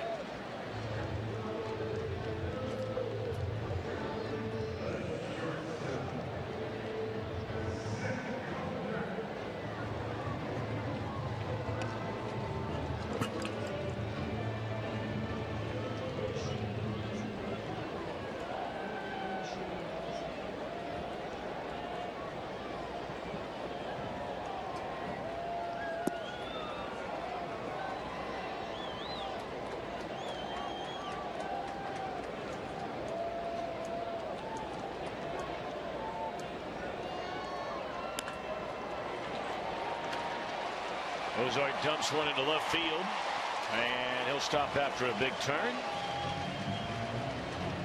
One out single by Cozart. He's been the biggest batter of the night, unquestionably, for Adam Wainwright. You may remember the only threat the Reds had all night long was in that third inning. They had runners at first and second base, and Cozart bounced into a double play to end that inning. Throws a backup slider there. It just stayed right middle in for Cozart. 83 miles an hour. Spinning like a slider. Just didn't break like one. Cardinals have made a defensive change. They've gotten Carlos Beltran out of the game. He's already extended that hitting streak, as we mentioned earlier. And they've been doing that a lot with Carlos Beltran this year. Mike Matheny saying he's the only honest player I have. Well, saying that tongue in cheek, but meaning that, you know, Matheny, like a lot of managers, will ride his regular players until they tell him otherwise. And, you know, he'll check with them from time to time. But he said that Beltran has been upfront and honest on days where he's tired, or if he's going through stretches where he's tired, they'll sit him down. Or in a game like tonight, after 5 innings in the field and a big lead, see you later. But as you mentioned earlier, Tom, the reason that Beltran has been able to revive his career here in St. Louis is they don't ride him like a horse the way that he was early in his career. He does not have the knees physically to do that. He's got bad knees. If he's out there every day, you're going to lose him in August and September. And I guarantee you, this Cardinals club is still worried about August and September.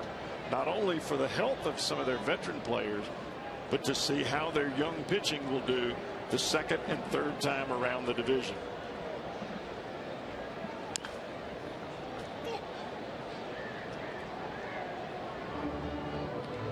Of course, if this horse on the mound tonight, Wainwright, continues to pitch the way that he has, he'll make a whole lot of impact on those youngsters. That's the third time in the last 2 games Votto has fouled a ball off that right front foot. Had 2 in consecutive at bats on Wednesday, if I remember correctly. Back-to-back pitches. Yeah.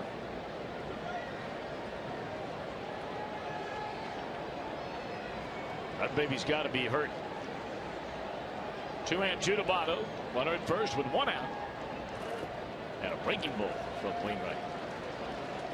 See what Wainwright does there. He cuts the slider in on Votto at 87, 86 miles an hour. Then the slow breaking ball away. Make you speed the bat up on the inside part and then try to slow you down away. Even if you're able to catch that ball on the outside corner at 73 miles an hour, you pop it up.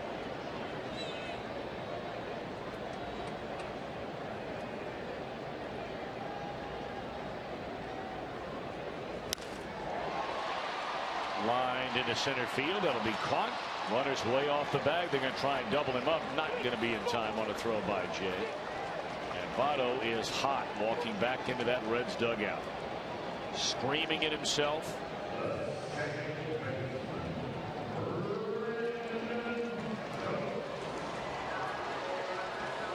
Well, this is the kind of series that tempers can flare a little bit. You want to beat the team that's in front of you. And this has become that kind of rivalry.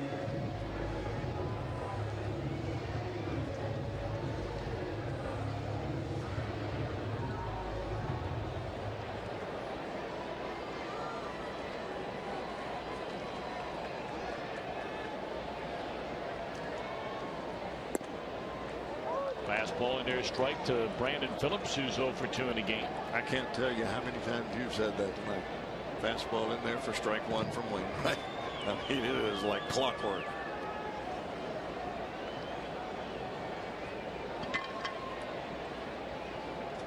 15 times out of 22 tonight. He started a Reds batter with a strike. And that one will scoot under the glove of Cosmo into center field, and Reds have 2 on with 2 out here in the 6th.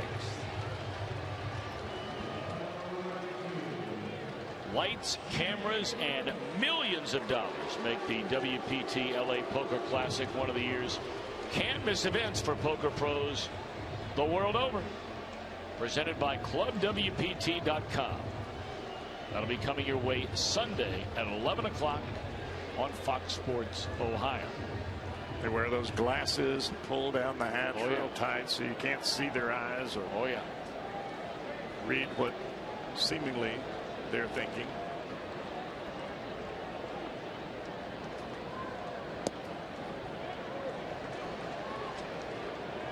Fastball, strike 1 on the inside corner. Oh.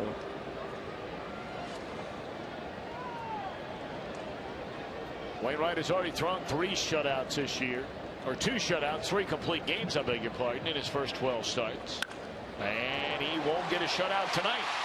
That one's into center field. Scoring is Cozart. First to third goes Brandon, and the Reds on the board. 7-1 game. Well, the base hit by Cozart gets things started, but here in back-to-back at-bats, Phillips and now Jay Bruce with base hits right back up the middle. It's kind of what we saw from the Cardinals back in that 3-run 4th inning. All with 2 outs, they're just peppering the ball right back up the box.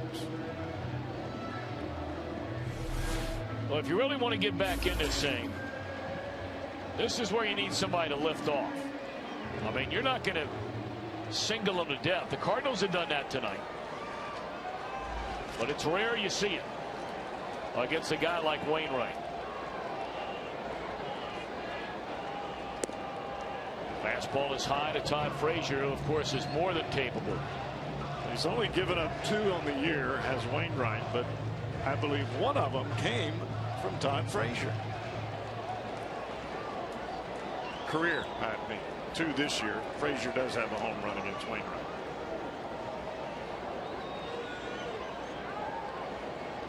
One and 0 on Frazier. And a liner. Caught by the second baseman will end the inning. Reds get 1. We go to the 7th. St. Louis leading 7-1. Wainwright has been as good as projected. Here is your Old Spice whiff of the game. Now ahead of Old Spice. Set the tone early, not only with the fastball, but the breaking ball as well. And Wainwright has stayed right down at the bottom of the kneecaps, splitting the corners all night long.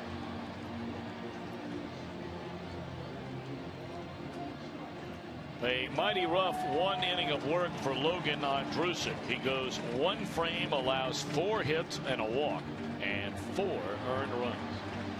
So J.J. Hoover will come on from the Reds bullpen. Mike Leake, the front 5, allowed 3 runs, 6 hits. All 3 runs came with 2 outs in the 4th inning.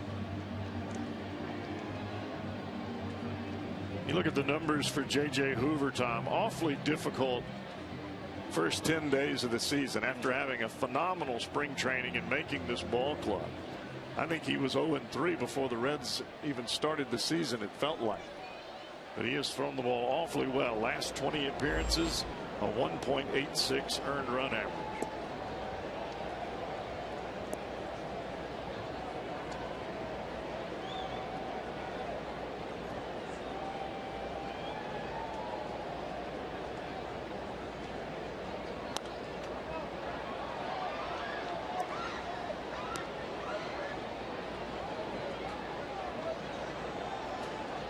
More and more you watch pitchers take the mound, and success almost immediately predicated on fastball command.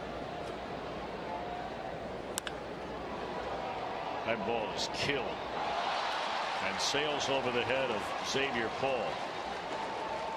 I tell you what, when that guy hits the ball, there is a very loud noise. Holiday, another double by Xavier Paul. Out over the plate. You say, well, that ball's down. Well, the man that hit the ball is a phenomenal low ball hitter. And when you throw him down and it's out over the plate, he is going to crush you.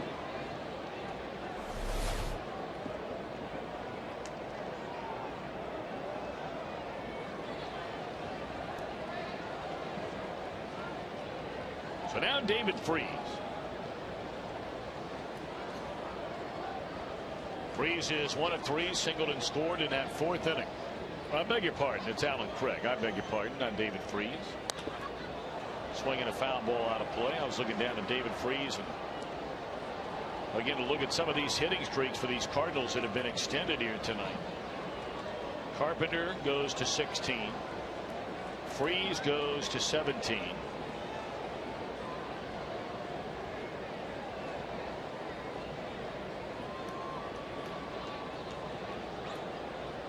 Beltran goes to 8, and Alan Craig now at 11.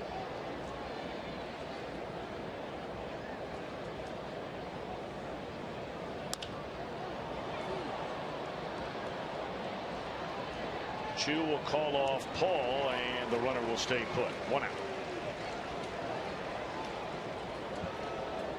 Celebrate Father's Day here at Great American Ballpark. Bring Dad and cheer on the Reds. They'll take on the Brewers. That's a week from Sunday.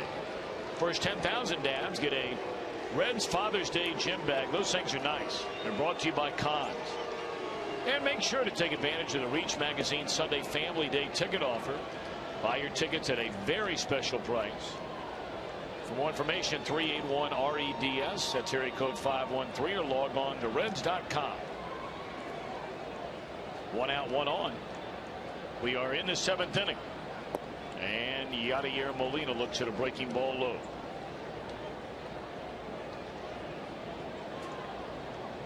Pirates shut out the Cubbies earlier today. That's Francisco Liriano. We saw him last week. He had 6 shutout innings against the Reds before they took him out of the game. And the Reds wound up getting to that Pirate bullpen that night, coming away with a win.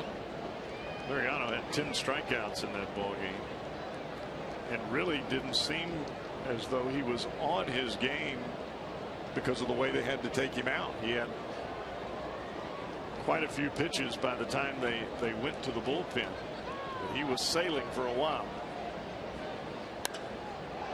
Molina, drive into right field that'll back up Bruce to the wall. Tagging and advancing on the third. Holiday, 2 out.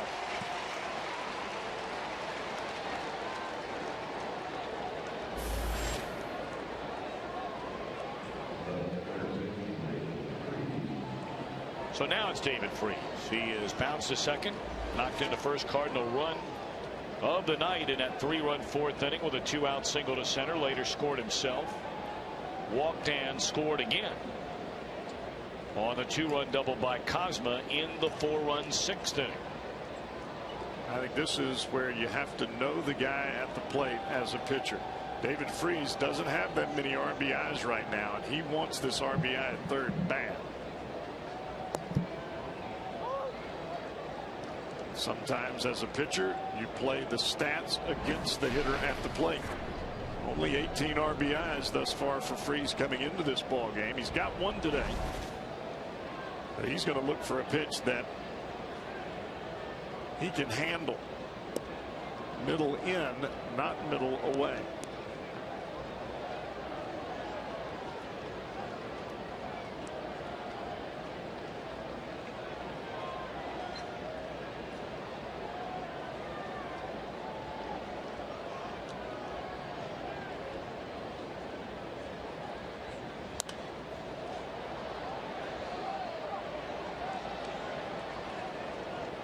Look back at Holiday's swing that went over the head of Xavier Paul. That pitch was down and away, but yet that's right into the wheelhouse of that type of hitter.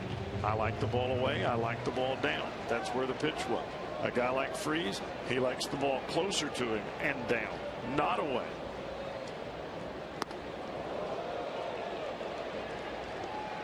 Probably didn't like it right there, though. No.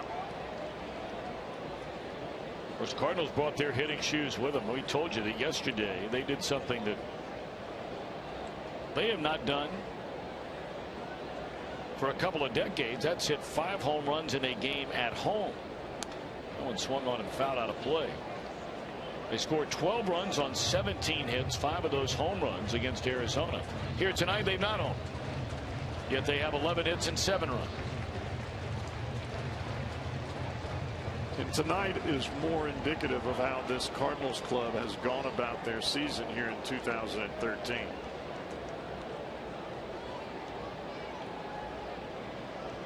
Two and two on David Freese.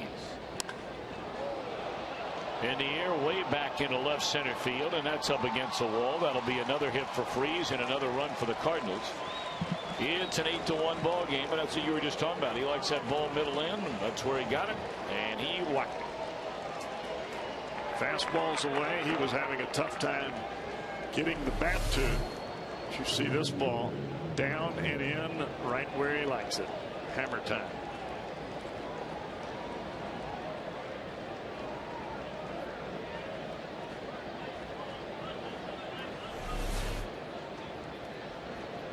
Reds bullpen getting kicked around here tonight. Andrusic gave up 4 in 1 inning. And now Hoover has faced 4 batters and given up a couple of hits and a run. Now John Jay. Breaking ball just missed. And all of Hoover's success or failures indicates whether his breaking ball is good or not as far as being able to throw it for strikes. Tonight he has not thrown a breaking ball for a strike, and that's why the Cardinals are sitting on the fastball. Fly ball in the left field. Paul is there, and that'll do it. They stand and stretch. Cardinals lead is 7. One of the great accomplishments in the history of Major League Baseball, Johnny Vandermeer throwing back-to-back no-hitters, and this is the 75th anniversary. Of course, all that and more is over at the Reds Hall of Fame and Museum, right by the primary entrance to Great American Ballpark. I mean, after the Baseball Hall of Fame itself, it's regarded as the next best Hall of Fame there is in all the professional sports. You know, I mean, after the primary Hall of Football Hall of Fame, Basketball Hall of Fame, but outside of that one in any particular sport. Tell you where they have a nice one, really nice one. In football, up there, the New England Patriots. Really? It is a very, very cool Hall of Fame. Now, they don't have the history, obviously, that the Reds have. Well, I've never seen anything that would rival the Reds Hall of Fame, now, except Canton or Cooperstown. You know, and totally amazed that it continues to get better and better and better. It really does. Greg Rhodes, of course, helped putting all that together along with the Reds ownership group when they bought this team, and now in the hands of Rick Walls, the pride of Ohio University. Rick Walls in Athens, Ohio. I knew you were going to get that in. You got to get it in.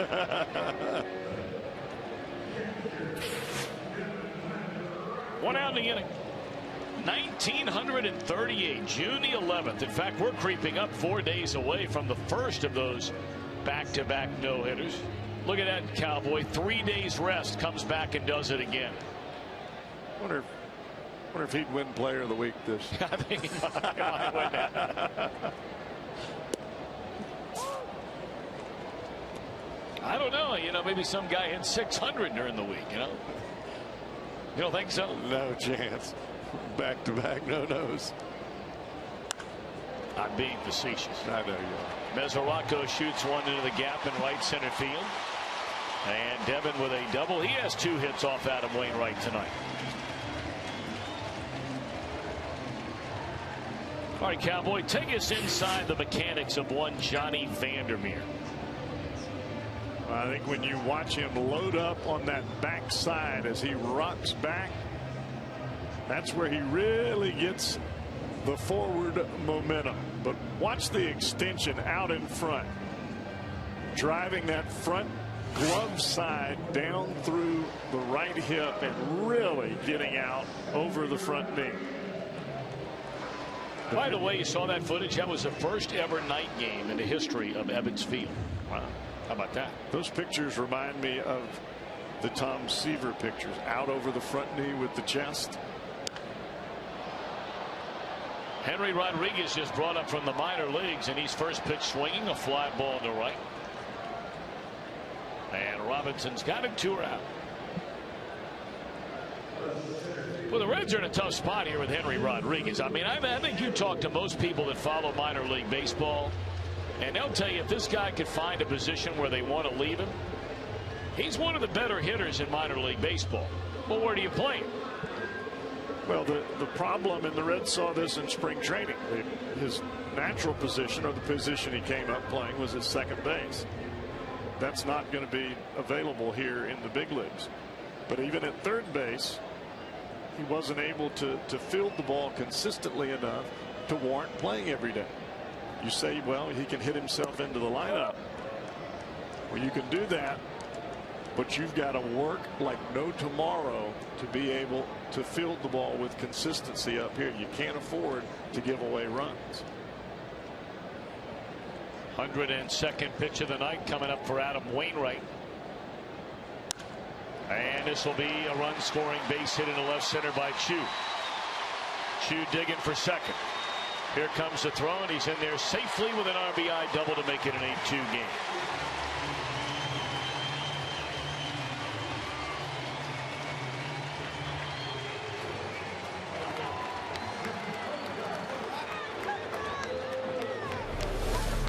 Another first pitch fastball, trying to get the ball in, and this ball stays up and out over the plate, and Chu rips it right into that patented left center field gap where his swing is most tailored for.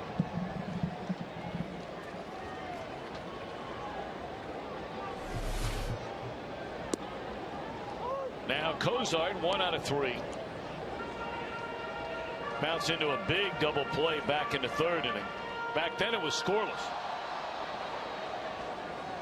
And then he had a hit and scored a run his last time up.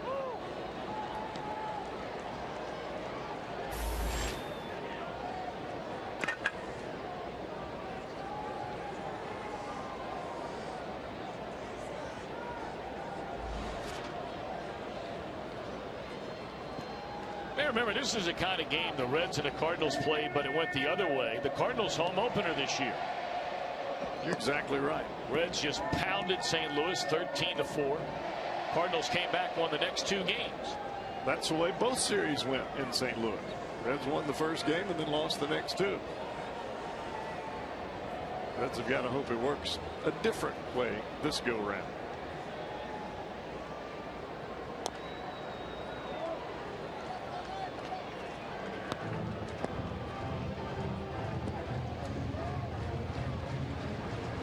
Randy Choate and Trevor Rosenthal, soft tossing lefty, flame throwing righty. You're not lying. Randy Choate, been around for a long time. Very unusual motion for a left-handed pitcher.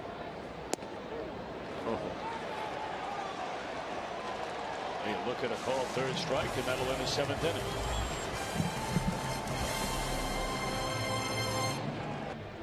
Reds have a new pitcher coming on here in this 8-2 ball game. Left-hander Manny Parra coming out of the pen. Andrusik came in. Then we saw J.J. Hoover, and now Manny Parra.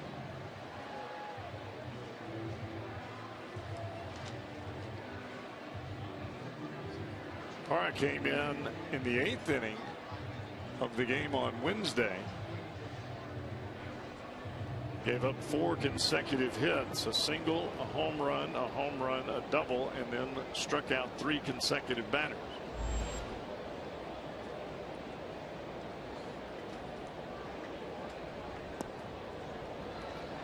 Pete Cosmas had a big night tonight.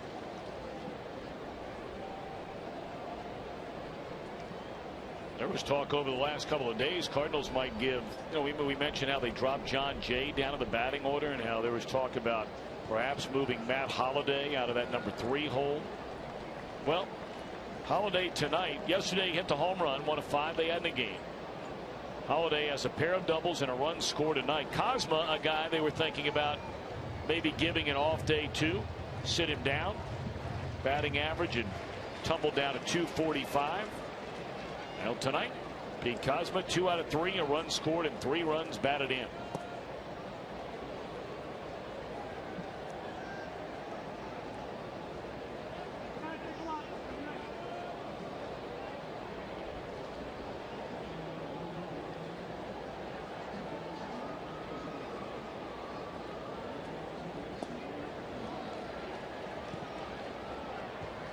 Strikeout of Cosma to begin the St. Louis 8th inning.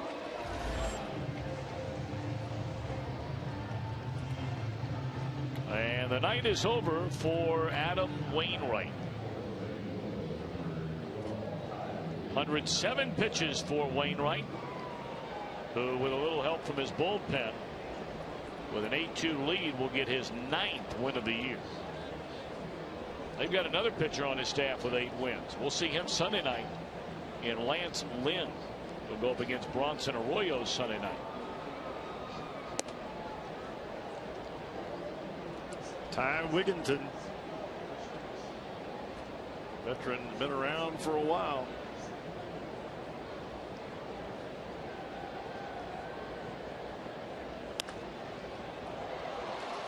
And that one shot up the left field line into the corner, and that'll be a double for Ty Wigginton.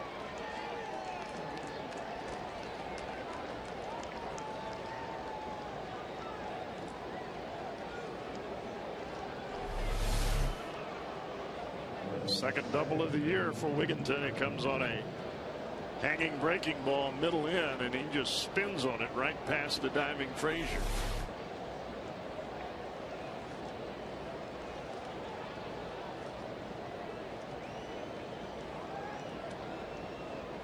So now Matt Carpenter, who's been on base twice, he has a hit and 3 at bats.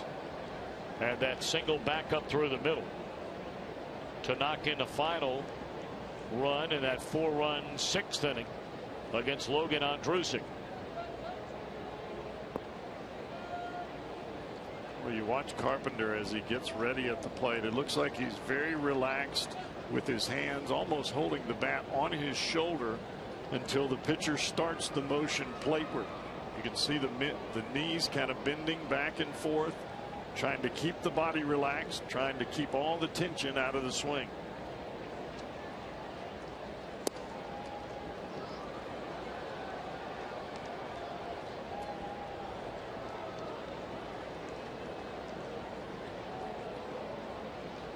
Just another .333 batting average for these Cardinals with runners in scoring position. What are they tonight? Their season average, a major league best, .339. Tonight they're hitting .500. 7 hits in 14 at bats. And by the way, it should be noted, 2 of those at bats were by Adam Wainwright. So position players are 7 out of 12. Boy, that's awfully good. That's real good. I'm speechless. That's hard to do. Well, so are their opponents. I mean, I know it's only one game of this series. As we remind you, tomorrow night's game will be coming your way on the Fox network.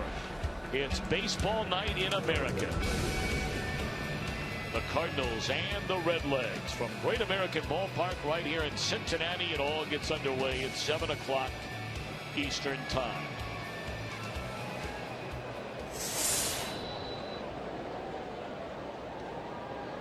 So a runner at third with 2 men out, and here for the first time batting since replacing Beltran is Shane Robinson, and he has an infield hit to knock in a run. Frazier broke for that ball on time, but it appeared to hit off the heel of his glove as he went to backhand it. And with the speed of Robinson, no chance of recovery there. Yep, caught it right on the heel of the glove as he went to backhand the ball. Still another breaking ball right in the heart of the strike zone. So Holiday will bat again. He has a pair of doubles and has scored a couple of runs in 4 trips to the plate.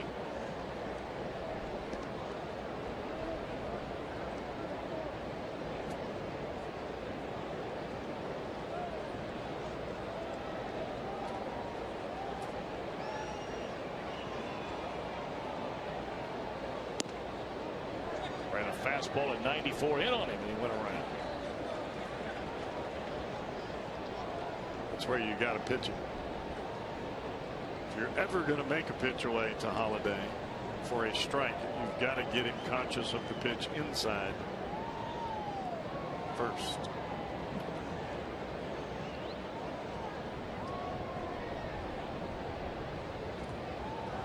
Bottom fell out of that pitch, gets away from Mesoraco, and on to second base goes Robinson. Change up there by Manny Parra. All about making the hitter inside conscious. You could see Holiday starting his swing early. Missed that ball by a good foot. And that hit Mesoraco on the flesh. Right on that left forearm.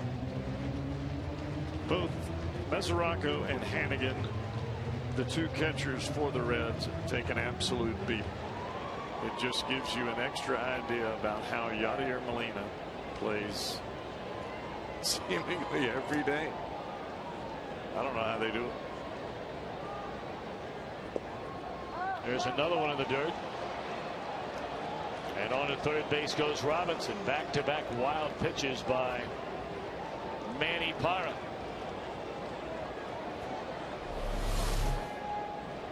Another changeup, and this time Holiday not biting.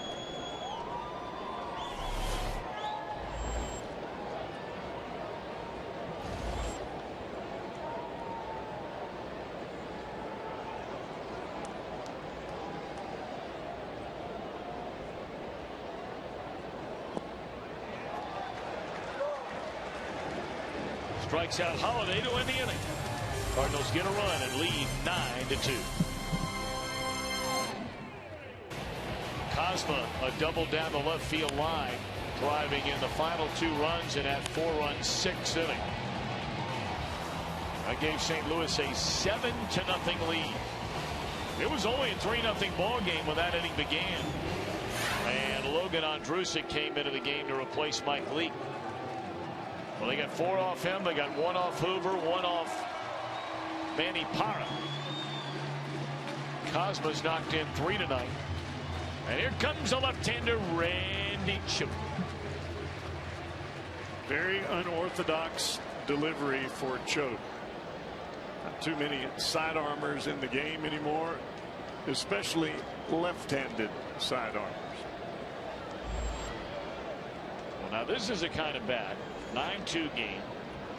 Well, most of the time you think not a big deal. For Joey Votto, at bats like this can be a big deal. Although he chased the first pitch and lifts a fly ball well short of the warning track into left field. I tell you, Votto is in a big time slump right now.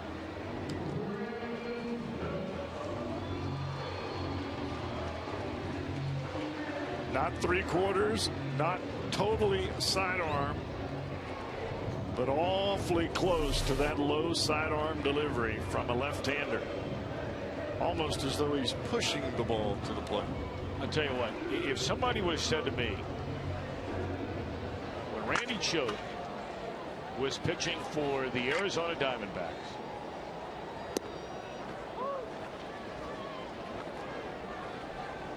that he was still going to be pitching in the big leagues now, I'd have said, no way.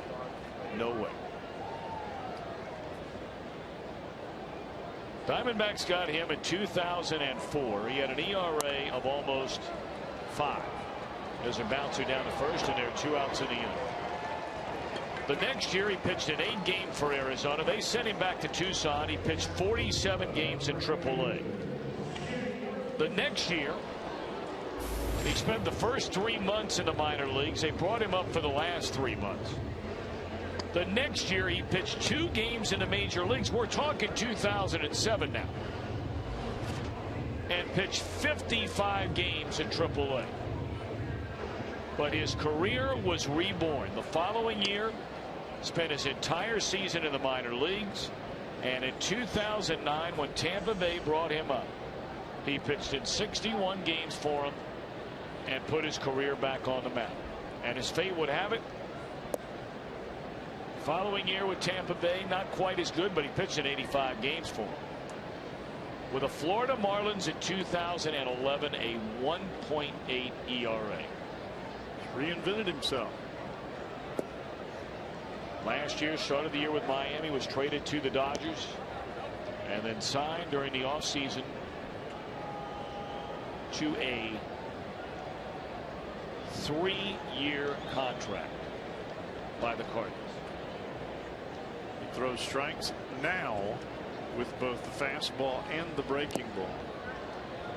And he's added a little two-seamer that you see there to Jay Bruce. Takes a little bit off the fastball, down and in. But it all goes back to command, Tom. When you're behind in the count, you're going to look awfully bad. And Choate now pitching ahead, pitching with some confidence. And he shortened up the breaking ball. And he retires the 2 left-handed batters that he's going to be facing a lot over the course of this season. Votto and Bruce.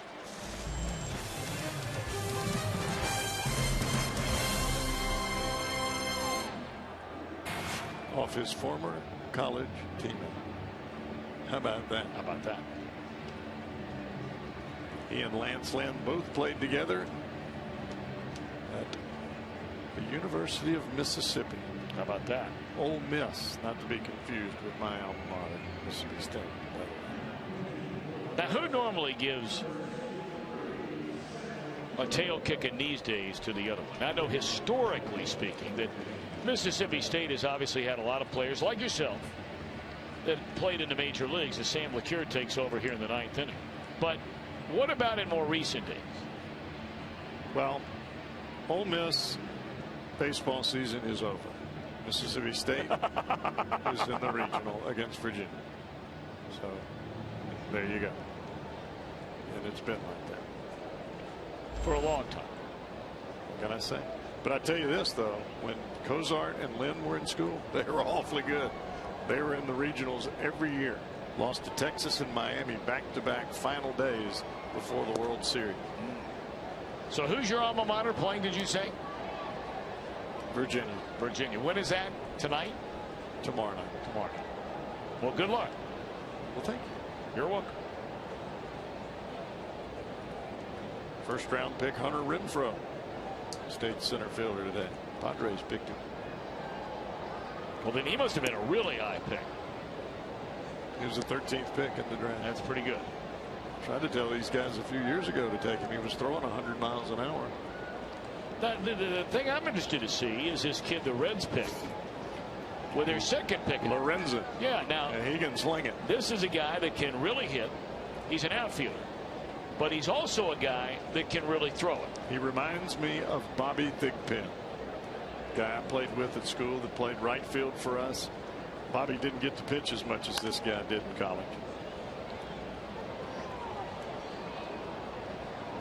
But when you have an arm that you get to the mid to upper 90s, I don't care if you can hit or not. I'm going to give you a chance on the hill. You can't find from those what guys. I understand, based on what I read today, the Reds have not said to this young man, this is what you're going to do yet for sure. They're going to give him a chance to do a little bit of everything. Exactly. And I mean, it's very similar to when we were talking to Philip Irvin earlier. I mean, he went to school thinking he was going to be a pitcher. Well, a ball player is a ball player. Your talent sooner or later is going to rise to the top. And I'm sure that'll happen with Lorenzen.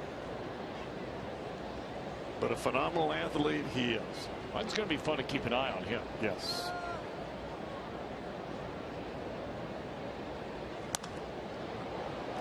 Base hit in the right field by Alan Craig. When you look at Aroldis Chapman and you think to yourself, okay, he's got a great arm. But I mean, we've seen him run, throw, hit. I mean, he can do it all. I think it's very hard to tell until you're standing next to Aroldis Chapman. How big he is. How big he really is. I mean, when the Reds first signed him, he was very thin, you know, long and thin. And I don't know if TV you can really tell. That is one big dude. And when we say big, we're not talking about chub. No. We're talking about that. Chiseled. I mean, his arms are huge, shoulders, tiny little waist, big strong legs. I mean, he is just a powerfully built man. He has that V body. Yeah. Very small around the midsection, but yet just broadening, especially around the lat and the upper back area. And that's where you really get a lot of your power from as a pitcher. Not just the legs, but the back. Well, I tell you, the Cardinals are just knocking the cover off the ball tonight. I mean, they are wearing it out. Well, I've watched the Cardinals do this to not only the Reds but other clubs. The teams that have been successful against the Cardinals are the teams that run the ball up underneath their hands. It takes away that outside corner, and that's where the Cardinals are strong. The ball middle in to the outside corner, they hit. But if you get the ball up underneath their hands, they have a really hard time because it really skews their judgment from the outside part of the plate, and then they start swinging at pitches that are well off the plate. Daniel Descalzo, the batter. He's batting for David Freese. Breaking ball in there, strike. 2 on, we're in the ninth. 9 runs, 16 hits for St. Louis. Reds 2 runs and 7 hits. As a pitcher, your job is to make the hitter uncomfortable at the plate.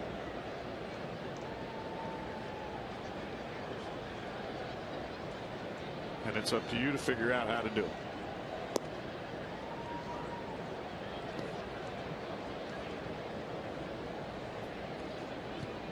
That has nothing to do with hitting batters or knocking them down. It has to do with using both sides of the plate. Continually to stay away. Hitters will adjust to that. You can ask any Reds hitter. They like those balls out over the plate.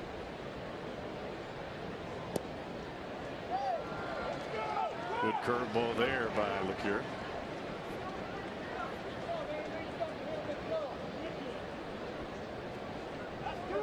Sam trying to get back in the groove. Well, he was throwing the ball as good as you can throw it, and had a one-pitch swing off the bat of Troy Tulowitzki, kind of disrupted his perfect momentum. 1-2 on Descalzo. Struck him out swing. Back-to-back curveballs starting away, and the bottom fell out of it.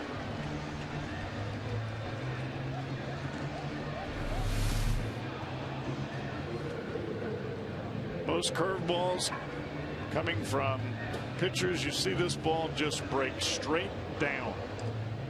A lot of times you'll see a little tilt to it. The ball will come towards the hitter, or the ball will have a little bit of hump in it, a little rise as it comes out of the pitcher's hand. Neither for LeCure. Straight out of the hand, straight down.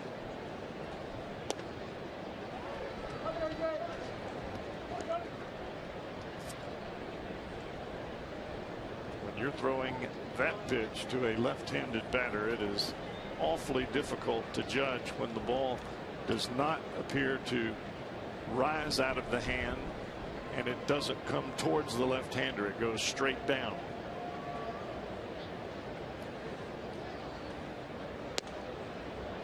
And there's a strike to John Jay. Been on base twice with base hits tonight. Scored a run, knocked in a couple of runs.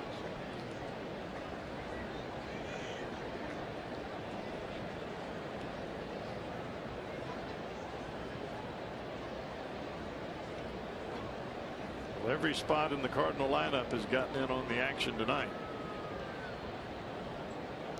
Well, they have 16 hits and 9 runs to the Redbirds. They're about to go 4 games up on the Reds in the National League Central Division.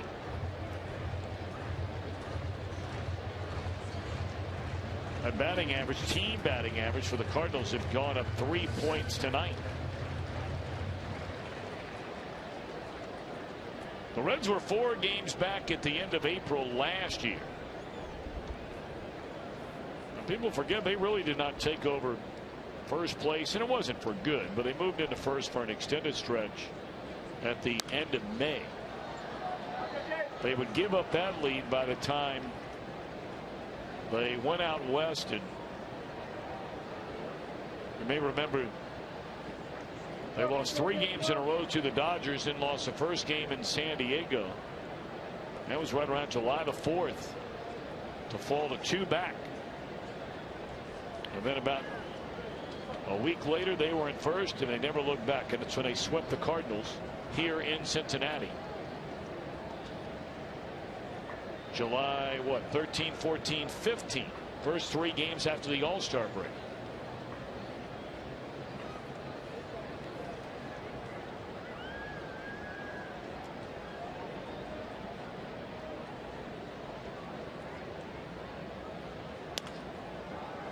Double play ball the way here, and that's the way the 9th inning will end. Good comeback inning there for LeCure after giving up a couple of hits. Good to see for Sam. So the Reds will bat in the bottom of the 9th, trailing 9-2.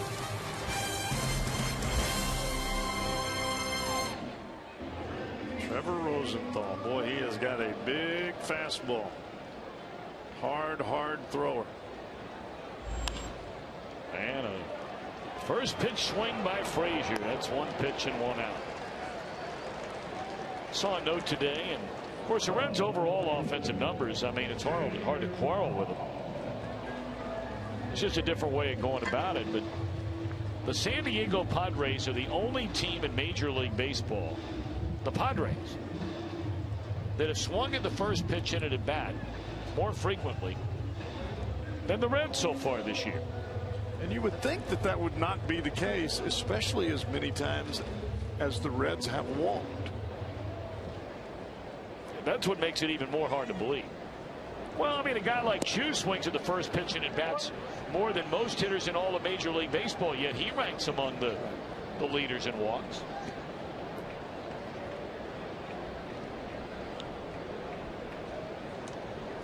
Well, you get into the statistics and continue to decipher and change one to the other.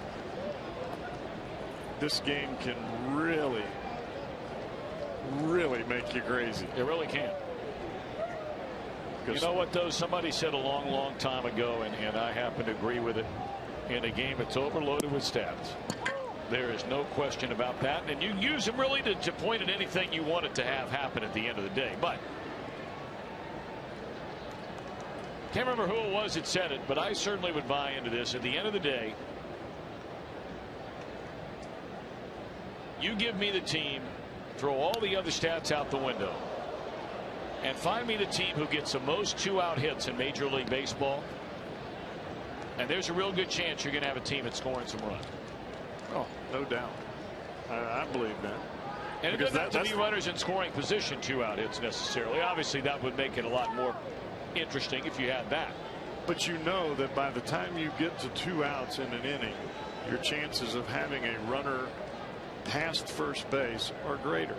And with that being the case, those 2-out hits are critical. That's why they are the most difficult. 2-out RBIs, not too many folks that have great batting averages in that situation.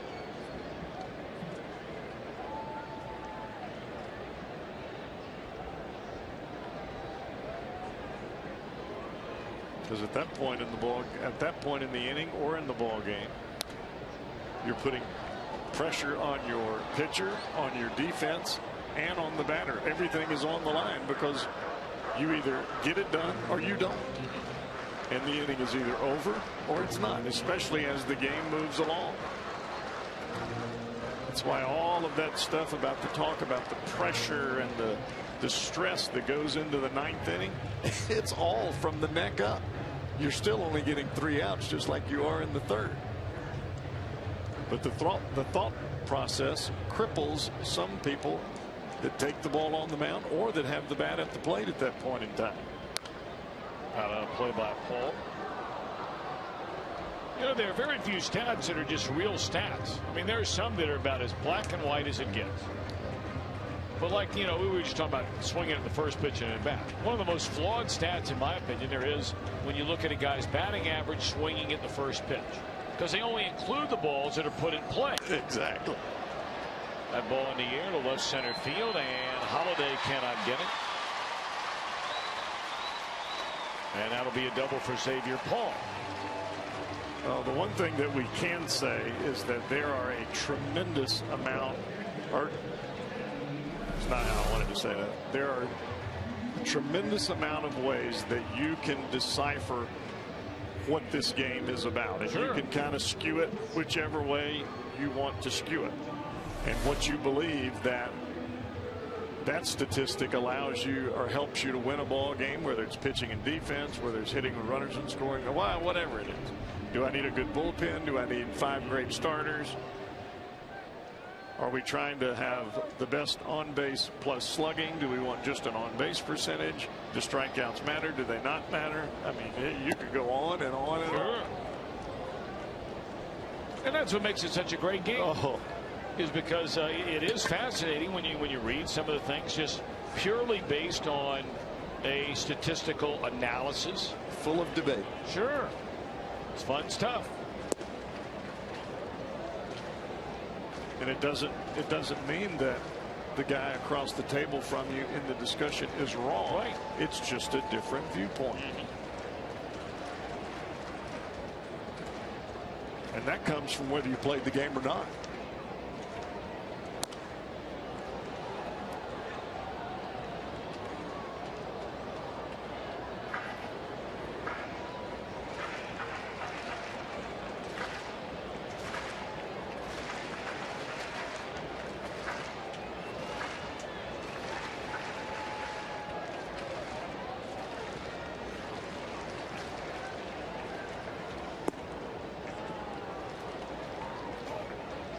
You look at different pitchers and different hitters, Tom, and we were talking about this earlier with center fielder for the Cardinals, John Jay, and I think that Mesoraco would qualify here. All of the movement and all the things that you do before the bat ever makes contact with the baseball, those are all, they don't matter. The bottom line is, where is your bat when it makes contact? Very similar to being a pitcher on the mound and people talk about the turn of Johnny Cueto and the spinning and the hands over the head, or whether the hands should be at the chest. Does it bother his rib cage? I mean, the bottom line is, where is your hand when you let go of the baseball?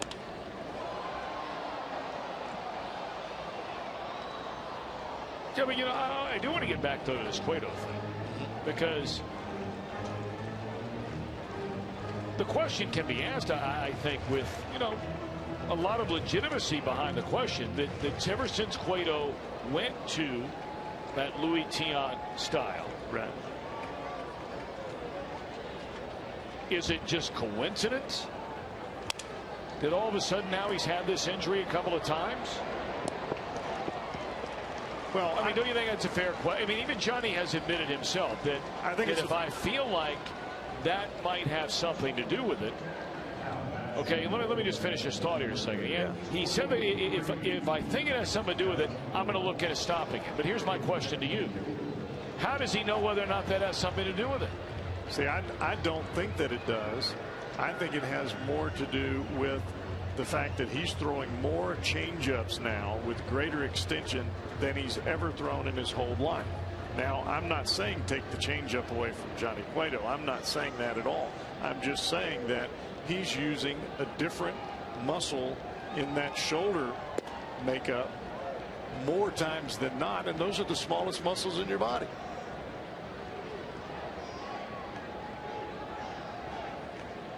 And you can look back, there are a lot of guys that have that same lat shoulder connection issue, and a lot of them are changeup guys that turn the ball over. Popped up in the foul ground, and this will do it. So the Cardinals have come to town, and they have won the opening game of this series in very convincing fashion by a final count of 9-2. 2 more games to go in this series. Reds now are 4 games behind the Cardinals inside the National League Central. Reds Live is coming up right now for the Cowboy, Jeff Brantley, and our entire crew. Tom Brenneman saying good night from Great American Ballpark.